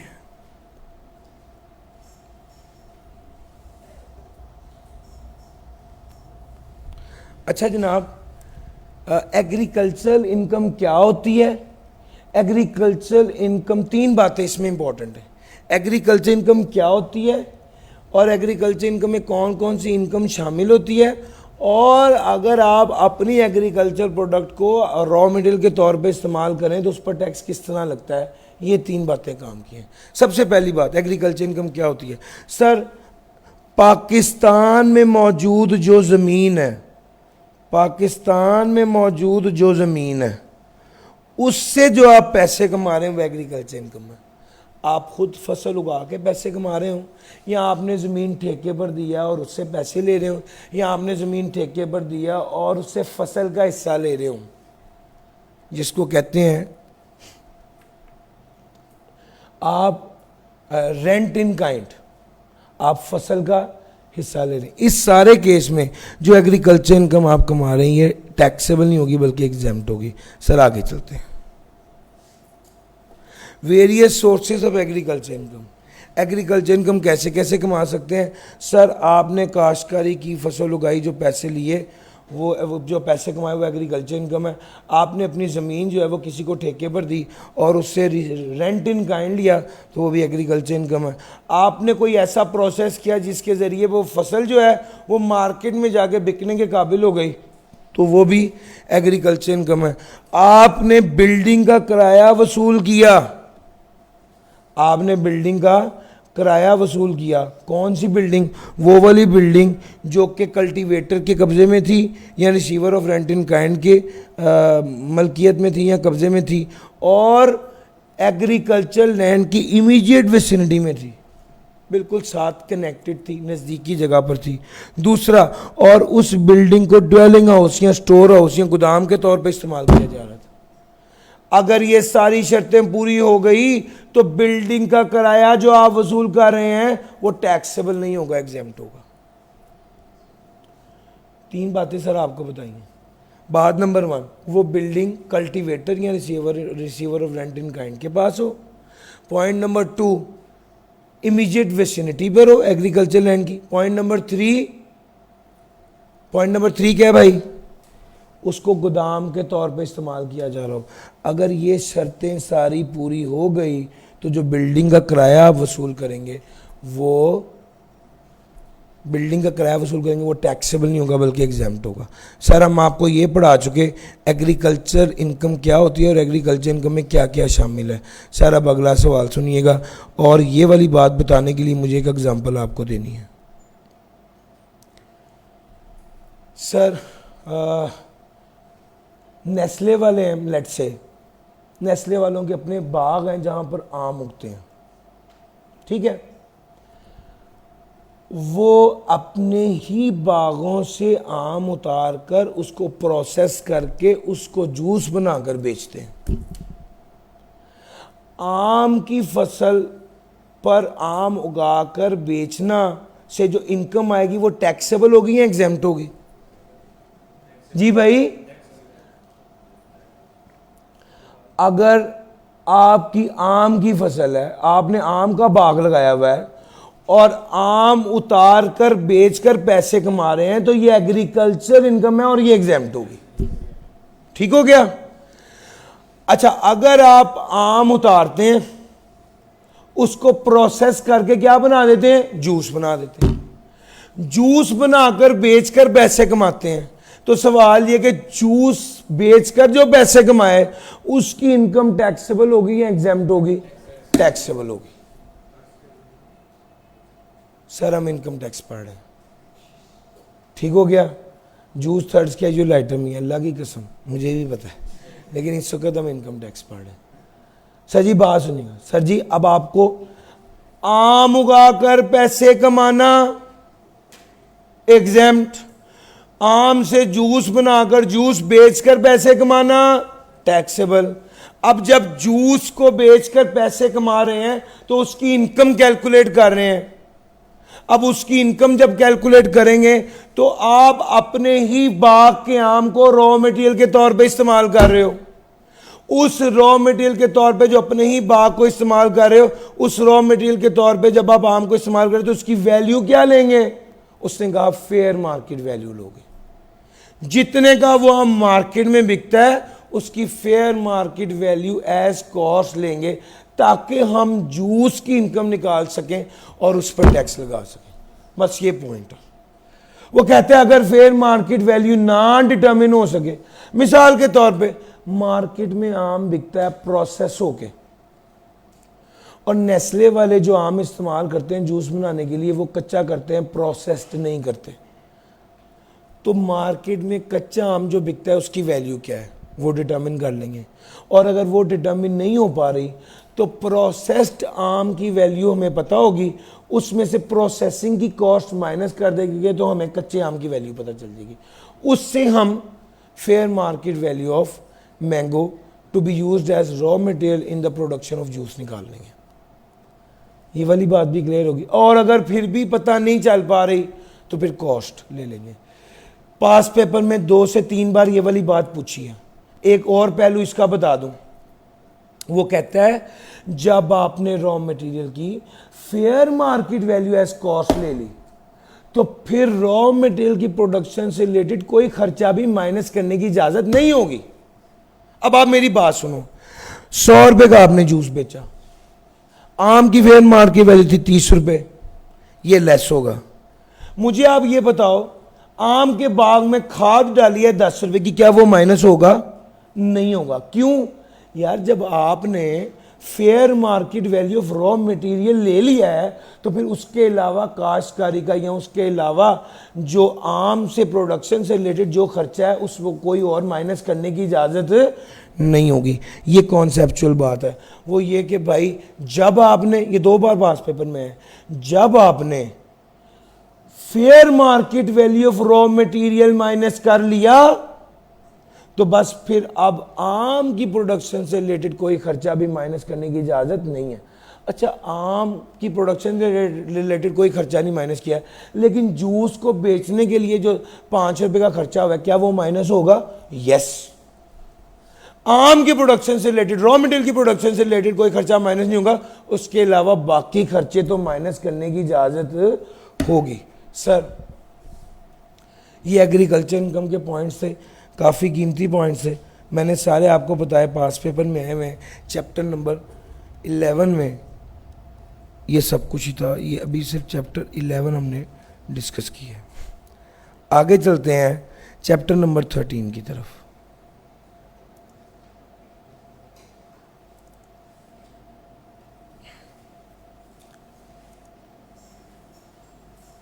सर, चैप्टर नंबर 13 में सिर्फ एक पॉइंट है, दो यूनिट्स हैं। एक यूनिट तो मैं आपको 11 में पढ़ा चुका हूँ, बाकी एक रह गया।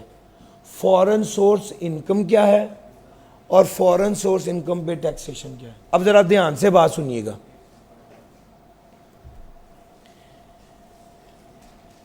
जो बंदा मुल्क के बाहर से पैसा कमाए वो फॉरेन सोर्स इनकम है। जिस तरह पाकिस्तान सोर्स इनकम में हेड्स होते हैं, इसी तरह ही फॉरेन सोर्स में हेड होते हैं। जिस तरह पाकिस्तान सोर्स इनकम में salary, property, business, capital gain, other source होते हैं, इस तरह फॉरेन सोर्स में भी ये सारे हेड्स होते हैं। फॉरेन सोर्स में इनकम भी आ सकती है, लॉस भी आ सकता है। अगर फॉरेन सोर्स इनकम को कमाने के से हमने 100 रुपया कमाया और फॉरेन के खर्चे हमारे 150 हो गए, तो 50 रुपये का क्या आ जाएगा? लॉस आ जाएगा। अच्छा, अब असल पॉइंट, असल कॉन्सेप्चुअल बात क्या है, ये समझिएगा।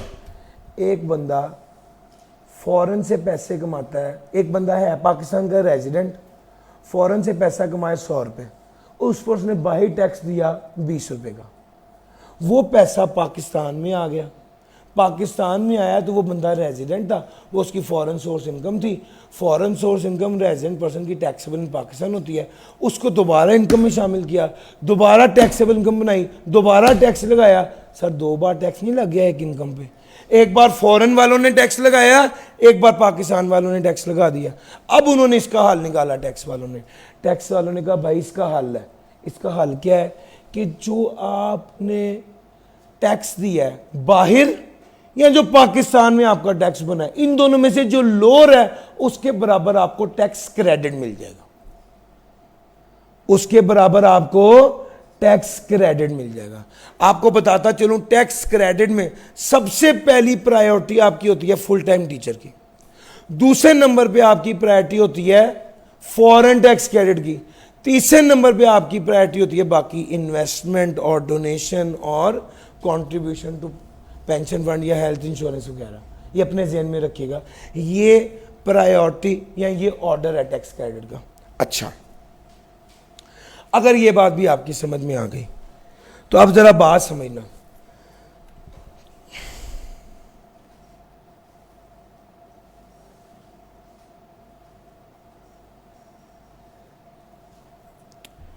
लेट्स से मैं एक छोटी सी एग्जांपल आपको करवाता हूं जिससे मैं फॉरेन टैक्स क्रेडिट एक्सप्लेन करना चाह रहा हूं।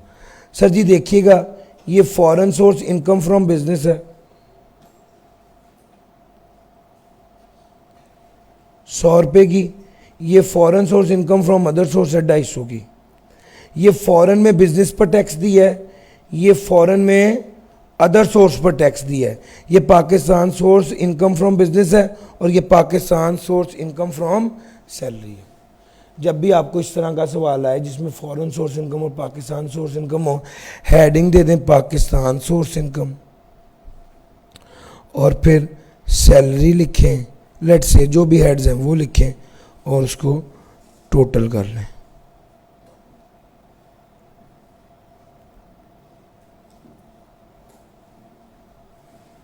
उसके बाद हेडिंग दें फॉरेन सोर्स इनकम। ये कितना है भाई? बिजनेस आ गया 1 लाख का, इनकम फ्रॉम अदर सोर्स आ गया 250 का। तो फॉरेन सोर्स कितनी हो गई? 3.5 लाख। पाकिस्तान सोर्स इनकम और फॉरेन सोर्स इनकम को शो करके नीचे लिख दें टैक्सेबल इनकम।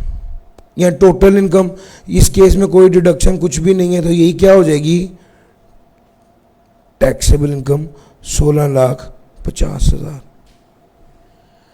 अब अगला जो पहलू जो इंपॉर्टेंट बात है वो ये है कि ये जो 1 लाख है इसमें से टैक्स माइनस किए बगैर आपने उसको अपनी पाकिस्तान इनकम में शामिल करना। भाई मेरी बात समझ आ रहे हो? अगर वो आपको ये बात कहता कि 10,000 का टैक्स काटने के बाद आपको 90,000 रुपया मिला, तो आपने 90,000 नहीं लिखना था, बल्कि कितना लिखना था, पूरा 1 लाख लिखना था। आपको पता होना चाहिए जो टैक्स डिडक्ट हो जाता है वो इनकम में से माइनस करने की इजाजत नहीं होती। अच्छा, ये आपकी टैक्सेबल इनकम आ गई। अब टैक्सेबल इनकम से आपने निकालनी थी टैक्स लायबिलिटी। जल्दी से देखना यार, 16,50,000 पे कितना टैक्स बन रहा है।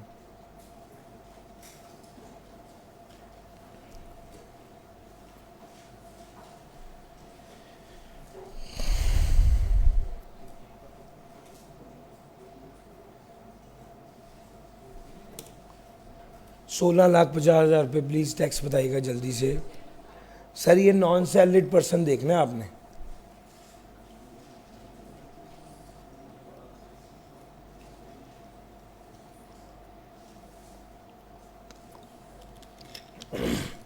जी प्लीज बताइएगा।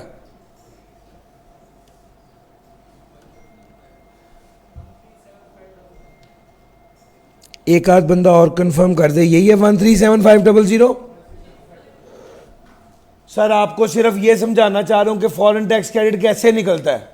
अब सुनना मेरी बात, ये टैक्स लायबिलिटी आपने निकाल ली है, अब फॉरेन टैक्स क्रेडिट निकालना है।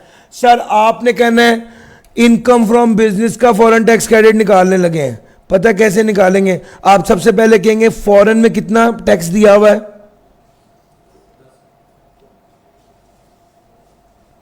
पेड कितना, अब पाकिस्तान में इस पे कितना टैक्स लगा है। सर पाकिस्तान में इस पे टैक्स लगा है A over B into C. Now what is A, tax liability 137500। What is B, taxable income, वो कितना है sir 1650,000। What is C, sir C क्या है, गौर से सुनना, सी है फॉरेन सोर्स इनकम का वो हिस्सा जो टैक्सेबल इनकम में शामिल हो। फॉरेन सोर्स इनकम का वो हिस्सा जो टैक्सेबल इनकम में शामिल हो। सर जी फॉरेन सोर्स इनकम का वो हिस्सा जो टैक्सेबल इनकम में शामिल है, ये 1 लाख है। यहां पर तो 1 लाख सीधा सीधा आ गया, लेकिन अगर इसी सवाल में बिजनेस के लॉस भी होते तो लॉस एडजस्ट होने के बाद वो जो फिगर आती है हम वो लेते सी के तौर पे। यार मेरी बात समझ आई है? फॉरेन सोर्स इनकम का वो हिस्सा जो टैक्सेबल इनकम में शामिल हो, बस ये बात याद रखना। ए ओवर बी इनटू सी। सर वैल्यू क्या आ गई? इनमें से लोअर कौन सा है? पाकिस्तान में कितना टैक्स बना और बाहर कितना टैक्स पे किया, इन दोनों में से जो लोअर है उसके बराबर उसको टैक्स क्रेडिट मिल जाएगा। बिल्कुल इसी तरह ही आपने अदर सोर्स का भी कर लेना है। मैंने जो बात समझानी थी समझा दी। एक बात और है सर, अगर इसके बाद डोनेशन का टैक्स क्रेडिट हो तो क्या करेंगे? पहली प्रायोरिटी किसको देनी है? फुल टाइम टीचर को, उसके बाद फॉरेन, उसके बाद डोनेशन और इन्वेस्टमेंट। अगर इसके अलावा डोनेशन का टैक्स क्रेडिट भी होता 137500 में से ये लेस कर देते, क्या आ जाता? अगर डोनेशन होता तो क्या आ जाता? जल्दी बता दो भाई। 129,167। सर इस अमाउंट को लेते, जब डोनेशन का जब टैक्स क्रेडिट लेते तो ए ओवर बी इनटू सी करते ना, उस केस में ए को ये लेते, फॉरेन टैक्स क्रेडिट माइनस करने के बाद वाली जो लायबिलिटी आती वो एज ए लेते। ये आखिरी बात थी जो मैंने बतानी थी इसके हवाले से। सर फॉरेन टैक्स क्रेडिट कब निकलना है? 2-3 बातें मैं एक बार दोहराने लगा हूं। सबसे पहली बात, फॉरेन टैक्स क्रेडिट सिर्फ तब निकलना है जब आपने फॉरेन में टैक्स पे किया हुआ, जब आपकी फॉरेन सोर्स इनकम आपकी टैक्सेबल इनकम में शामिल है। ये दोनों बातें पूरी होंगी तो आपका फॉरेन टैक्स क्रेडिट निकलेगा। तो अगर आपने बाहर टैक्स पे किया हुआ है और आपकी foreign source income taxable income में शामिल है तो ही आपको टैक्स क्रेडिट मिलना है। और टैक्स क्रेडिट कितना मिलना है, बाहर कितना पे किया और यहाँ पर एवरेज रेट के मुताबिक टैक्स कितना बना। एवरेज रेट कैसे निकलता है, A over B into C. Now what is A, tax liability, what is B, taxable income, what is C, foreign source income का वो हिस्सा जो टैक्सेबल इनकम में। सर इसको करके आपने फिर जो इनमें से लोअर होगा उसका टैक्स क्रेडिट लेना है।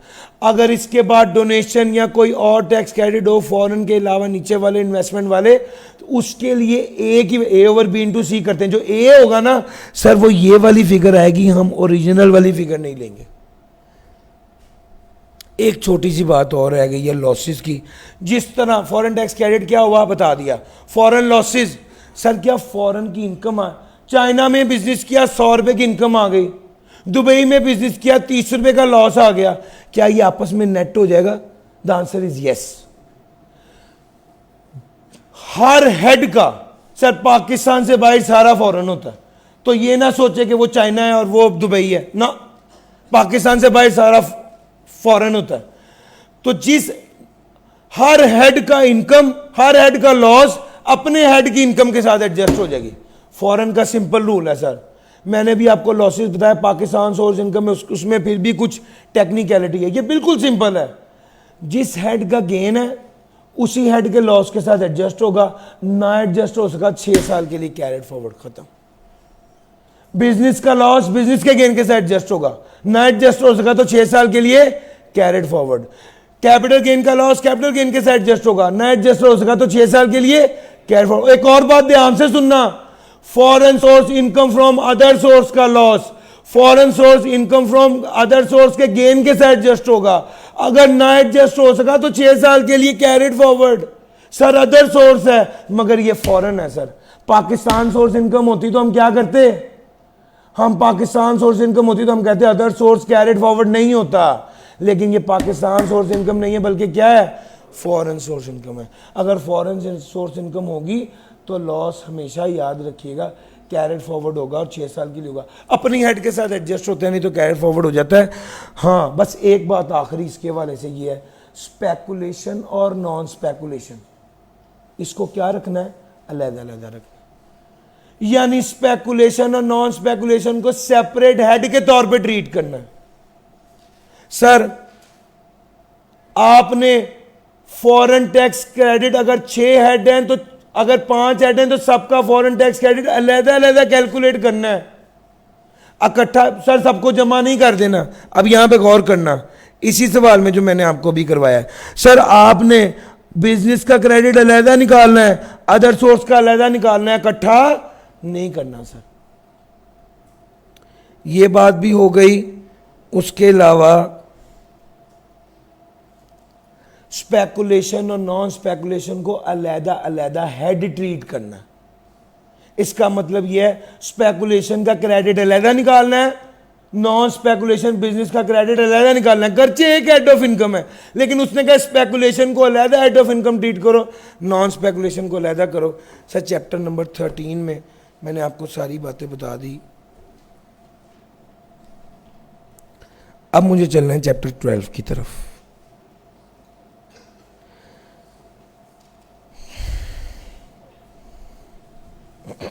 सर चैप्टर नंबर 12,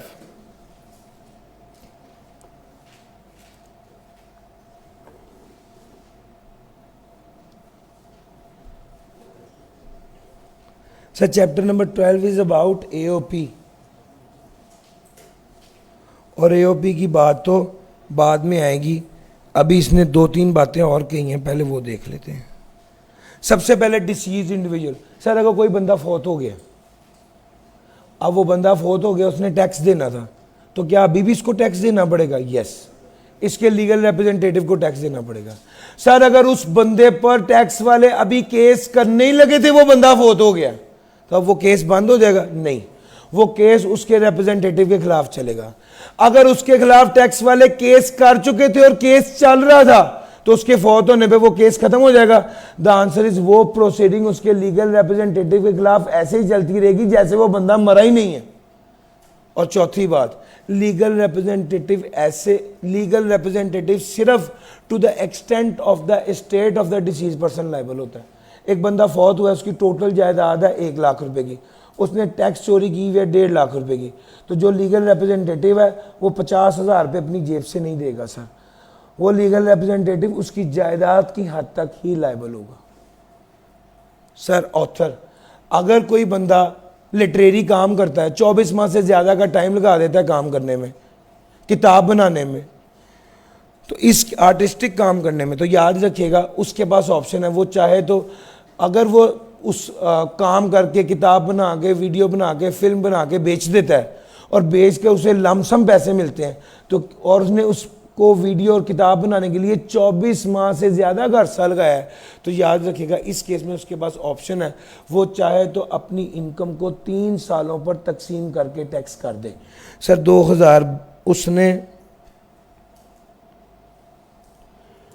2022 में इनकम बनाई है 5 साल मेहनत करके, किताब बनाई है 5 साल मेहनत करके, तो 2022 में कितने की बेची? 3 मिलियन की, तो 2022 में 3 मिलियन पे टैक्स लगेगा? वो कहते हैं नहीं, इसको डिवाइडेड बाय 3 करें, 2022 में कितनी अमाउंट पे टैक्स लगेगा? 1 मिलियन पे टैक्स लगेगा। Sir income of a minor child, sir एक बच्चा है जिसकी उम्र 18 साल से कम है, अगर वो इनकम कमाता है तो क्या उसकी इनकम पे भी टैक्स लगेगा? यस लगेगा। किस तरह? उसके माँ या बाप में से जिसकी इनकम ज्यादा होगी उसकी इनकम में ऐड करके टैक्स लगेगा।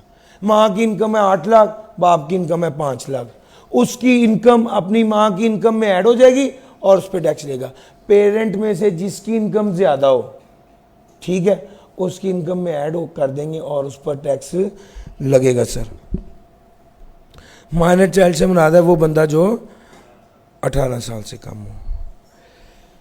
सर जी एओपी की डिस्कशन करने लगे। एओपी का सीन क्या है? एओपी एसोसिएशन ऑफ पर्सन, और आम अल्फाज में एओपी का लफ्ज़ देख के आपके जहन में आना चाहिए पार्टनरशिप, ताकि आप इसको इजीली अंडरस्टैंड कर सकें। एक पार्टनरशिप है, उसमें ए और बी दोनों पार्टनर हैं, उन्होंने बिजनेस किया है और उनकी पार्टनरशिप रेशियो थी 2:3। टैक्सेबल इनकम कितनी थी? 6 लाख। मिस्टर ए और mister B have been provided their individual details. A और B, income from business, income from other source, zakat paid. ठीक हो गया। अब सबसे पहला स्टेप होता है आप एओपी की इनकम फाइनल करते हो। सर एओपी की इनकम कितनी है? 6 लाख। ए का कितना हिस्सा बनता है? 2/3। बी का कितना हिस्सा बनता है? सॉरी, ए का हिस्सा बनता है 2/5, बी का हिस्सा बनता है 3/5। सर यानी ए का बनेगा 240 और बी का बनेगा 360। अब जो असल पॉइंट जो मैं समझाना चाह रहा हूं, स्टेट वे एओपी की एग्जांपल इसलिए कराई है कि ये समझ आ गई तो बस एओपी की गेम ओवर है। Sir ji income from business है, ए की इस ए जो है, एक तो उसकी एओपी की इनकम है। सर एओपी से जो इनकम कमाएगा ए, उस वो टैक्सेबल नहीं होगी, एग्जेम्प्ट होगी, क्योंकि उस पर ए खुद टैक्स, एओपी खुद टैक्स दे देगा। तो मिस्टर ए को 2,40,000 रुपए का हिस्सा मिला एओपी से, इस अमाउंट पर टैक्स नहीं लगना, ये एग्जेम्प्ट होगा।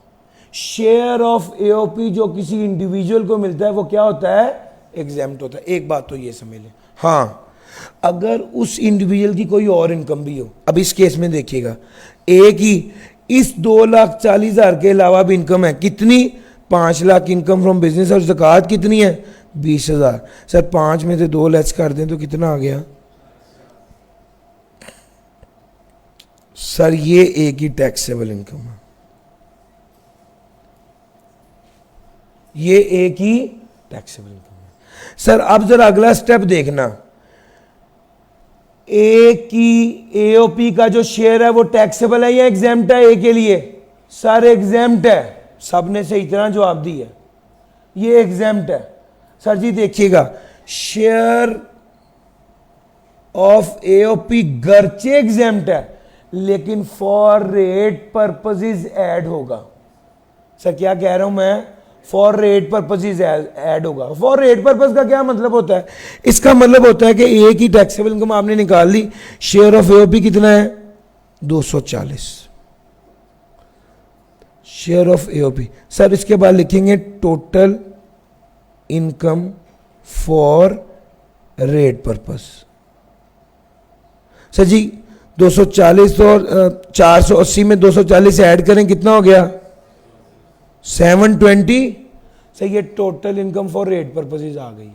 सर आगे आ गया tax liability for rate purpose. Sir 7,20,000 पे कितना टैक्स लगेगा जल्दी से बताइएगा। अब यहां पर आपने एओपी का रेट नहीं देखना सर, चूंकि ये इंडिविजुअल की वर्किंग हो रही है मिस्टर ए की, यहां पे आपने नॉन सैलरीड का रेट देखना है।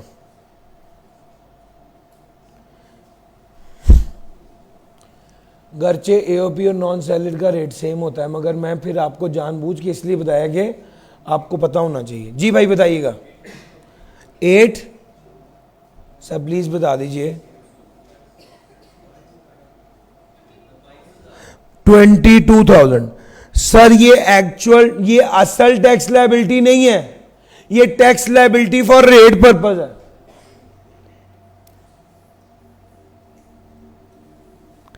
एक्चुअल टैक्स लायबिलिटी पता है किस तरह आएगी sir, A over B into C. Now what is A 22,000, what is B 7,20,000, what is C 4,80,000। जी भाई बताइएगा A over B into C, actual tax liability कितनी आ गई 14,667। सर जी जो बात समझने की है वो पता क्या है, आपने शेयर ऑफ एओपी एग्जाम्प्ट होता है उस पर टैक्स नहीं लगाना, लेकिन शेयर ऑफ एओपी को इनकम में ऐड कर देना है फॉर रेट पर्पसेस। आपने रेट पर्पसेस के लिए शेयर ऑफ एओपी को ऐड किया, उसकी लायबिलिटी निकाली, फिर लायबिलिटी निकालने के बाद tax liability for rate purposes divided by tax total income for rate purposes multiply by actual taxable income, इसको कैलकुलेट किया तो आपके पास आ गई एक्चुअल टैक्स लायबिलिटी। सर बस ये गेम है सर, ये एओपी में टोटल ये बात जो समझ आनी चाहिए। सर मैं एक बार अब आपके साथ गो थ्रू करता हूं, अगर आपको ये बात समझ आ गई कि शेयर ऑफ एओपी एग्जेम्प्ट है, अलबत्ता रेट पर्पसेस के लिए ऐड होता है, और उसका मतलब क्या है, उसका मतलब यह है कि टैक्सेबल इनकम में ऐड कर दिया शेयर ऑफ एओपी और उसके बाद उसकी लायबिलिटी कैलकुलेट कर दी, और वो लायबिलिटी पर जो रेट लगा, वो जो tax share of AOP add करने के बाद जो अमाउंट आई है और उसकी लायबिलिटी कैलकुलेट की, तो शेयर ऑफ एओपी ऐड करने के बाद जो रेट लगा है वो वाला रेट आपने एक्चुअल टैक्सेबल इनकम पर निकालना है। बस ये गेम है। वो कैसे निकालते हैं, A over B into C, A tax liability for rate purposes, B taxable income या total income for rate purposes multiply by C actual. Sir ये असल गेम है सर। एओपी एक सेपरेट एंटिटी है और एओपी अपने तौर पे टैक्स देता है। सर एओपी रेजिडेंट वही होता है जिसकी कंट्रोल एंड मैनेजमेंट होली और पार्टली इन पाकिस्तान होती है। एओपी जो रेजिडेंट होता है उसकी world wide income taxable in Pakistan होती है। और हाँ ये वाली बात नहीं है सर, एओपी का मेंबर अगर कंपनी हो, कामकाज एंड कंपनी के नाम से एक सवाल आया हुआ, एओपी का मेंबर एक कंपनी हो तो याद रखिएगा एओपी की जितनी इनकम निकलती है उसमें से कंपनी का शेयर लेस करके उसकी एओपी की टैक्सेबल इनकम निकालते हैं। क्योंकि जो एओपी का मेंबर अगर कंपनी हो तो उस पर रेट कंपनी वाला लगेगा, एओपी वाला रेट नहीं लगेगा।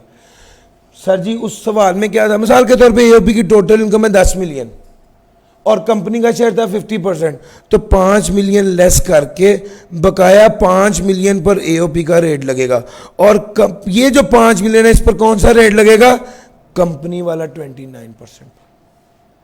अगर एओपी का मेंबर कंपनी हो तो याद रखिएगा एओपी की जो टैक्सेबल इनकम निकलेगी उसमें से कंपनी का शेयर क्या कर दिया जाएगा, लेस कर दिया जाएगा, फिर उस पर रेट अप्लाई करेंगे। Sir individual as a member of AOP में ये A over B into C बिल्कुल वही बात है जो अभी मैंने आपको प्रैक्टिकली करके बताई है। सर 5 मिनट लगेंगे ये भी बता देता हूँ। यस सर सुनिएगा, ट्रांसफर ऑफ एसेट क्या होता है। एक ट्रांसफरर जो ट्रांसफर करने वाला है, एक ट्रांसफरी जिसको ट्रांसफर किया जा रहा है। यहां पर समझने के लिए असेस कर लें, ट्रांसफरर से मुराद है बाप, ट्रांसफरी से मुराद है बेटा।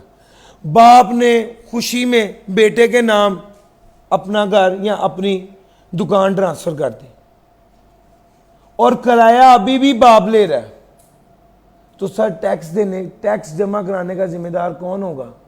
सर बाप ही होगा।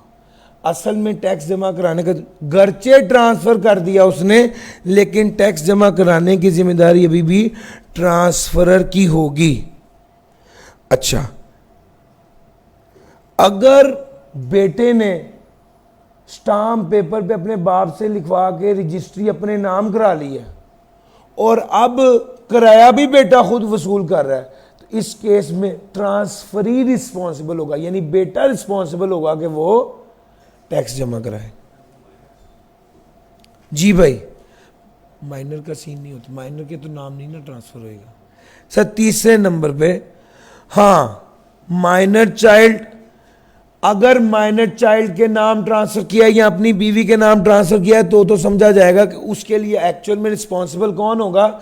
बाप खुद ही होगा, यानी ट्रांसफरर ही रिस्पॉन्सिबल होगा। हाँ, अगर मियाँ ने बीवी को प्रॉपर्टी ट्रांसफर किया और बीवी ने बाकायदा पैसे दिए उसके एडिक्वेट कंसिडरेशन के एवज उसने वो प्रॉपर्टी ली है, तो इस केस में उस प्रॉपर्टी से जो इनकम जनरेट होगी उस पर टैक्स जमा कराने की जिम्मेदारी बीवी की होगी। आम तौर पे अगर किसी बंदे ने अपनी बीवी को या माइनर चाइल्ड को कोई एसेट ट्रांसफर कर दिया है तो उससे जो इनकम जनरेट हो रही है उस पर टैक्स जमा कराने की जिम्मेदारी ट्रांसफरर की ही होती है। लेकिन अगर बीवी ने पैसे दे के खरीदा है, इस केस में टैक्स जमा कराने की जिम्मेदारी बीवी को, या under an agreement to live apart, sir तलाक हो गई है, मियाँ ने बीवी को घर दे दिया, उस घर से रेंटल इनकम आ रही है, उस रेंटल इनकम पर टैक्स जमा कराने की जिम्मेदारी अब मियाँ की नहीं है बल्कि बीवी की होगी। सर अच्छा जी, ये वाली बात हो गई जो हमने आपके साथ स्पाउस और माइनर चाइल्ड वाली बात कर ली। अच्छा, अगर मियां ने खुद बीवी को जानबूझ के पैसे दिए और पैसे देकर उसी पैसे से, यानी मियां ने बीवी के अकाउंट में ट्रांसफर किए और फिर उसके बाद मियां ने बीवी को कहा कि ये लो तुम्हारे घर में ये वाली दुकान कर रहा हूं, और उसकी बीवी ने वो जो पैसे पहले मियां ने ही उसको दिए थे वही उसको ट्रांसफर कर दिए। इस केस में भी एक्चुअल रिस्पॉन्सिबिलिटी ट्रांसफरर यानी मियां की होगी, बीवी की नहीं होगी। यहाँ मियाँ बीवी से हटके बाप बेटे की एग्जाम्पल ले लें। बाप ने ही पहले बेटे के अकाउंट में पैसे ट्रांसफर किए हैं और फिर बेटे ने एज कंसिडरेशन बाप को वो पैसे ट्रांसफर करके उस क्या कहते हैं वो जो प्रॉपर्टी है वो ट्रांसफ़र करा ली है। अब याद रखिएगा, इस केस में असल मालिक फिर भी बाप ही होगा और टैक्स जमा कराने का जिम्मेदार बाप ही होगा, क्योंकि जो पैसे बेटे ने बाप को दिए हैं वो बेटे ने असल में बाप से ही वसूल किए थे, बाप से लेके बाप को ही दे दिए। तो ये चक्कर देने वाली बात ही है लॉ वालों को। अच्छा जनाब, सर जी आखिरी जो पॉइंट है वो है, अगर एओपी की कॉन्स्टिट्यूशन में तब्दीली आ जाए, 3 पार्टनर थे अब 2 रह गए हैं, कॉन्स्टिट्यूशन में लिखा हुआ है पार्टनरशिप इक्वली प्रॉफिट शेयर करेंगे सारे पार्टनर। जब 3 थे तो 33% मिलेगा, 6 माह बाद एक पार्टनर खत्म हो गया, पीछे 2 रह गए, तो पहले 6 माह 3 पार्टनर थे तो पहले 6 माह के प्रॉफिट को 33% पे तकसीम करेंगे, अगले 6 माह के प्रॉफिट को 50-50 पे तकसीम कर देंगे। सर कॉन्स्टिट्यूशन चेंज होगा तो टाइम बेसिस पर काम करेंगे, जिस तरह से आप अकाउंटिंग में पढ़ते हैं। अगर फर्म डिसॉल्व हो जाए तो टैक्स कौन जमा कराएगा? डिसोल्यूशन के वक्त जो जो पार्टनर थे उनकी जिम्मेदारी होगी कि वो टैक्स को जमा कराएं। सर अगर सक्सेशन हो गई यानी जानशीनी हो गई, एक बंदे ने अपनी फर्म अपने मामलात हैंड ओवर कर दिए किसी दूसरे बंदे को, तो सवाल यह है जिस साल उसने हैंड ओवर किए हैं उस साल का टैक्स कौन जमा कराएगा? जिसने हैंड ओवर किए प्रीडिसेसर। प्रीडिसेसर और सक्सेसर दो लफ्ज हैं समझाने के लिए। प्रीडिसेसर का मतलब है जाने वाला, सक्सेसर का मतलब है आने वाला। सब जिस साल ट्रांसफर किए गए, जिस साल जानशीनी दी गई, जिस साल मुंतकिल किए गए, उसको रिस्पॉन्सिबिलिटीज और उसको चार्ज दिया गया कहना चाहिए, उस साल तक के सारे टैक्स का जिम्मेदार प्रीडिसेसर होगा। और उससे अगले सालों से ऑनवर्ड सारे टैक्स का जिम्मेदार कौन होगा? सक्सेसर होगा, यानी आने वाला होगा। जिस साल ट्रांसफर किया गया ये साल क्रूशल है, इस साल का जिम्मेदार भी जाने वाला होगा, प्रीडिसेसर होगा। और उससे अगले सालों का जिम्मेदार कौन होगा? सक्सेसर होगा, यानी आने वाला होगा। और इसमें अगली उसने बात ये की है, अगर प्रीडिसेसर साहब गायब हो गए, वो सारा चार्ज सक्सेसर को देने के बाद खुद दुबई चले गए, अब जो जिस साल ट्रांसफर हुई उससे पिछले सालों का टैक्स तो वसूल करना था, तो एफबीआई वाले फिर सक्सेसर को पकड़ लेंगे, जानशीन को, यानी आने वाला जो नया आया बंदा उसको पकड़ लेंगे। या नया और पुराना कर लें, प्रीडिसेसर है पुराना, सक्सेसर है नया। अब पुराना जो है वो चार्ज दे के गायब हो गया, तो जो नया आया बंदा, टैक्स वाले इसको कहेंगे कि तुम टैक्स जमा कराओ, और फिर सक्सेसर को कहेंगे तुम प्रीडिसेसर से यानी पुराने बंदे से क्या कर लेना? रिकवर कर लेना। सर चैप्टर नंबर 12 भी मैंने सारा कवर करवा दिया। कॉन्सेप्चुअली कोई एरिया हमने स्किप नहीं किया, कोई एरिया हमने ऐसा नहीं है जो छोड़ दिया हो। आप 15 मिनट की ब्रेक है, इंशाल्लाह 11:30 बजे आप आ जाइए और उसमें हम डिस्कस कर रहे होंगे इंशाल्लाह अगला 14, 15, 16। वो बड़ा इंपॉर्टेंट सेशन है और इंशाल्लाह अगर आप वो क्लास लें तो आपको रियलाइज़ होगा कि ये काफ़ी आसान हो गया आपके लिए, अगर आप अच्छे तरीके से वो क्लास अटेंटिव होकर लें। Thank you ji. ब्रेक के बाद बैठते हैं।